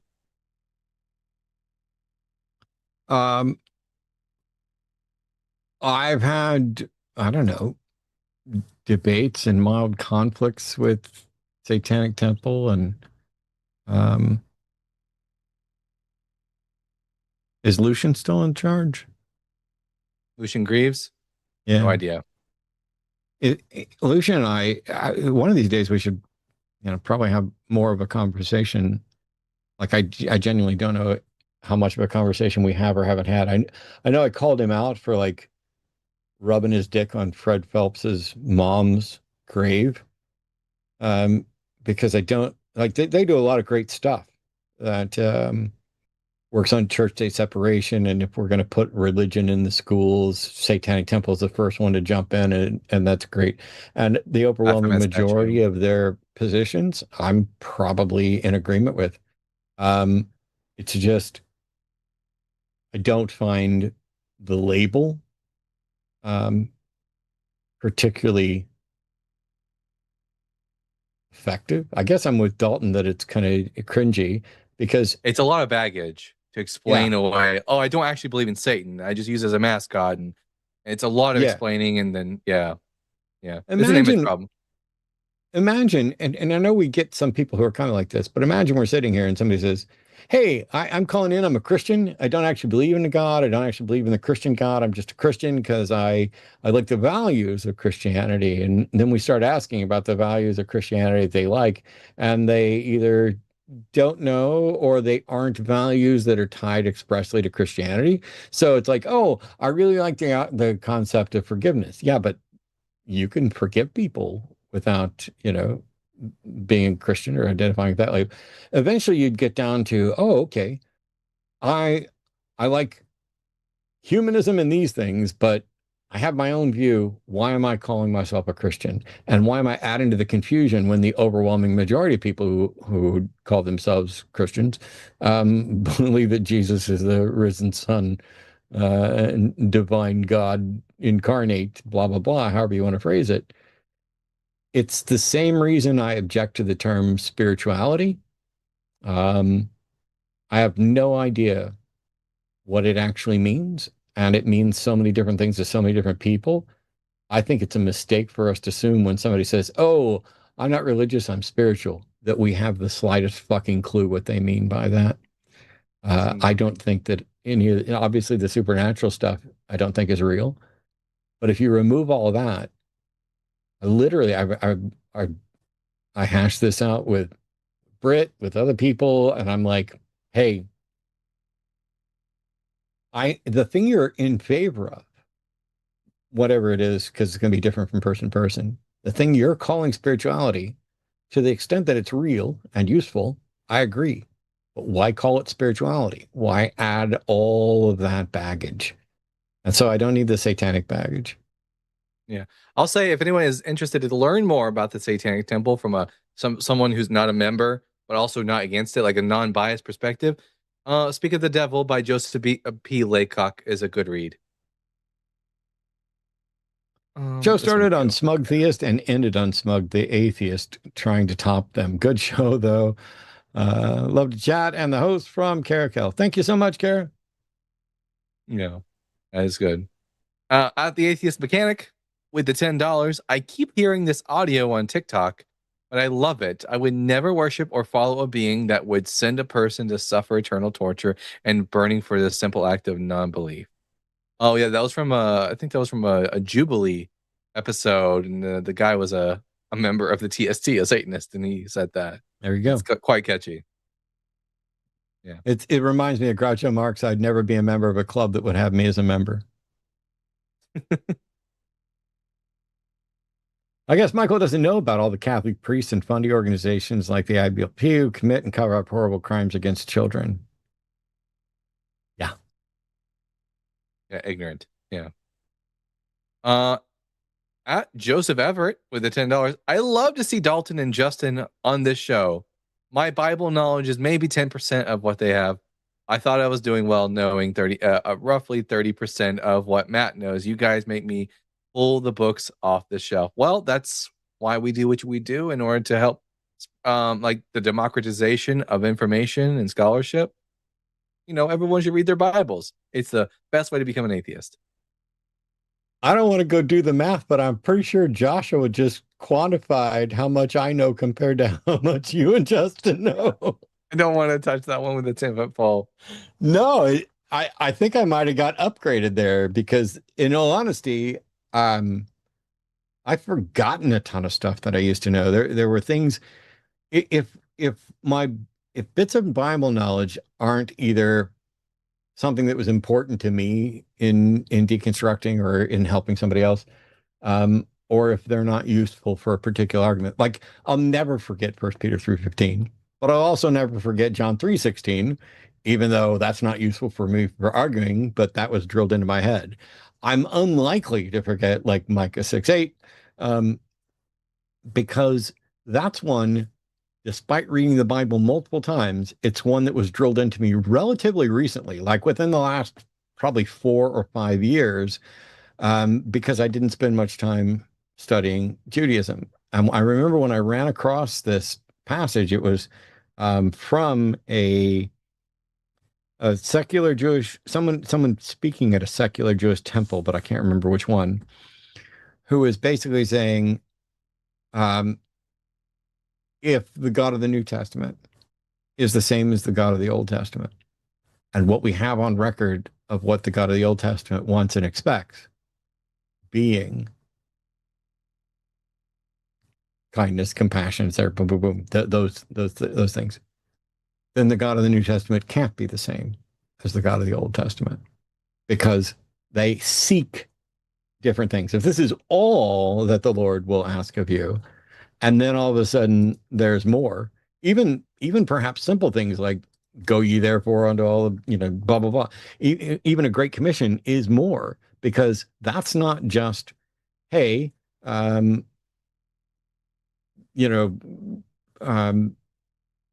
do just things and love mercy and walk humbly with your God, isn't the same thing as God sending you out. So the mere Great Commission might be in conflict with that passage from Micah. And it's one of the reasons why I would argue that, and I'm zero expert, why not all Jews are Messianic Jews. That they take to heart some passages that are very clear about who God is and what he wants. Because as far as I know, Judaism's just full of fuck tons of vagaries. Like, what happens when you're dead? Oh, you sleep with your fathers. Well, are you alive? Are you not alive? Are you in some stasis? Are you, it's not clear. And Christianity, in its attempt to fill in the gaps, not only in scientific knowledge, but perhaps in Jewish teaching, really fucked it all up. A favorite of mine to bring up, which is very similar to this, is Amos 3:7, that the Lord God does nothing without first revealing it to his servants, the prophets. So if there's a bit of theology you find in the New Testament that you can't find foretold by the prophets in the Old Testament, it's probably not from God. But also, that means that everybody that's running around claiming something, if they didn't find someone who made the prediction ahead of time, like, for example, if God decided he was going to come down and reveal himself to an entire community, even if it actually happened, nobody should believe it if there wasn't a prophet that predicted it, because God's not going to do anything without revealing it to the prophets first. Yeah, someone pointed that out to me very recently as well. Awesome. I forgot, is it me or you? It's you. It's always me. I've never killed anyone, but I have read some obituary notices with great satisfaction. Clarence Darrow, not Mark Twain. I looked it up on WikiQuote. Yeah, I've heard it's attributed there as well. Not the obituary I was looking for, but I'll take it.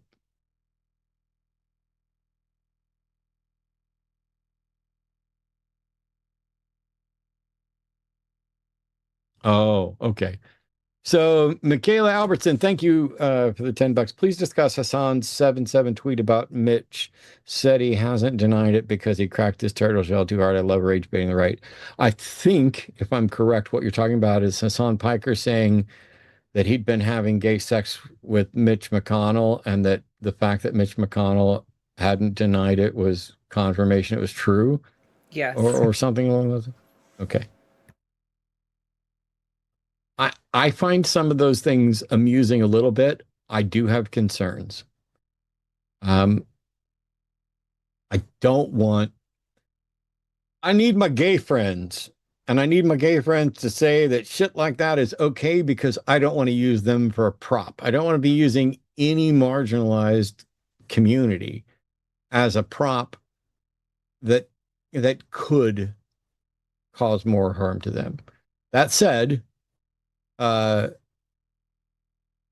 think the notion that Lindsey Graham was a self-hating old queer is obvious based on the available information, though not absolutely certain. And I liked that Hassan did something amusing with regard to Mitch McConnell. I just think that there's an option to do a couple of different things. Like, I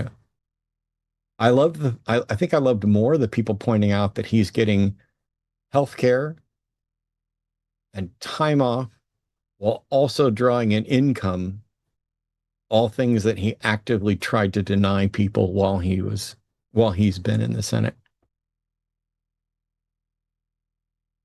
At Weston Campbell with the $10. At Jason Ray, at my loneliest, I went to a Chinese International Baptist church. Half of my dad's ancestry learned to read and write off the Bible, and that's the same way I am learning to read Hanzi. Well, there you go. I put my Hanzi in my glovesies. Oh, God. No one goes to hell. $50. Thank you so much. That's incredibly kind. I just started watching Line like 3 weeks ago. I love this show. Matt and Promise were on the first video I watched, and I was hooked. I'm a former Christian, suffered a long time alone in rejecting the Bible. I wish I knew you all sooner. Well, we're glad you know us now. If you knew us sooner, you might have moved on already. But you're getting here at exactly the right time. And at Billy Sipes, today's episode has been brought to you by Billy Sipes, everyone, with the $50. I lied just a touch. One more, but this is very important. Please be careful out there, folks. Everywhere, but especially in Texas, someone close to my family was detained and put into handcuffs in front of her family by ICE. Yeah. Texas, not a big fan of it right now. And I'm saying that as born and bred. And I'm saying there, I live here right now in Texas. Thanks a ton, Billy. Greatly appreciated. Look, huge thanks to Dalton for joining me tonight, and for, by the way, the lovely and talented Miss Alton down the hall there. How you doing? I mean, I think you could have had a couple more adjectives in there, but I'll take it. Oh, I have lots and lots of adjectives for you. But I'm not going to go into them now because it's nobody's business. In any case, big thank you to all of our mods, all of our call screeners, the producer, everybody who's contributing, every one of the callers, including the ones that I thought were smug pricks and aggravated me, because you still give me the opportunity to make points so that all of us can try and do it better. I don't always do it the best. I think I mainly maintained my zen. And if not, I guess we'll put a poll up and maybe I'll have to donate some money. But go watch Dalton. Come back and watch us both. Watch us hang out more. Watch all the people. Do all the things. Try to be good. Try to help the world. Gosh, patreon.com/call the line. What more do you need?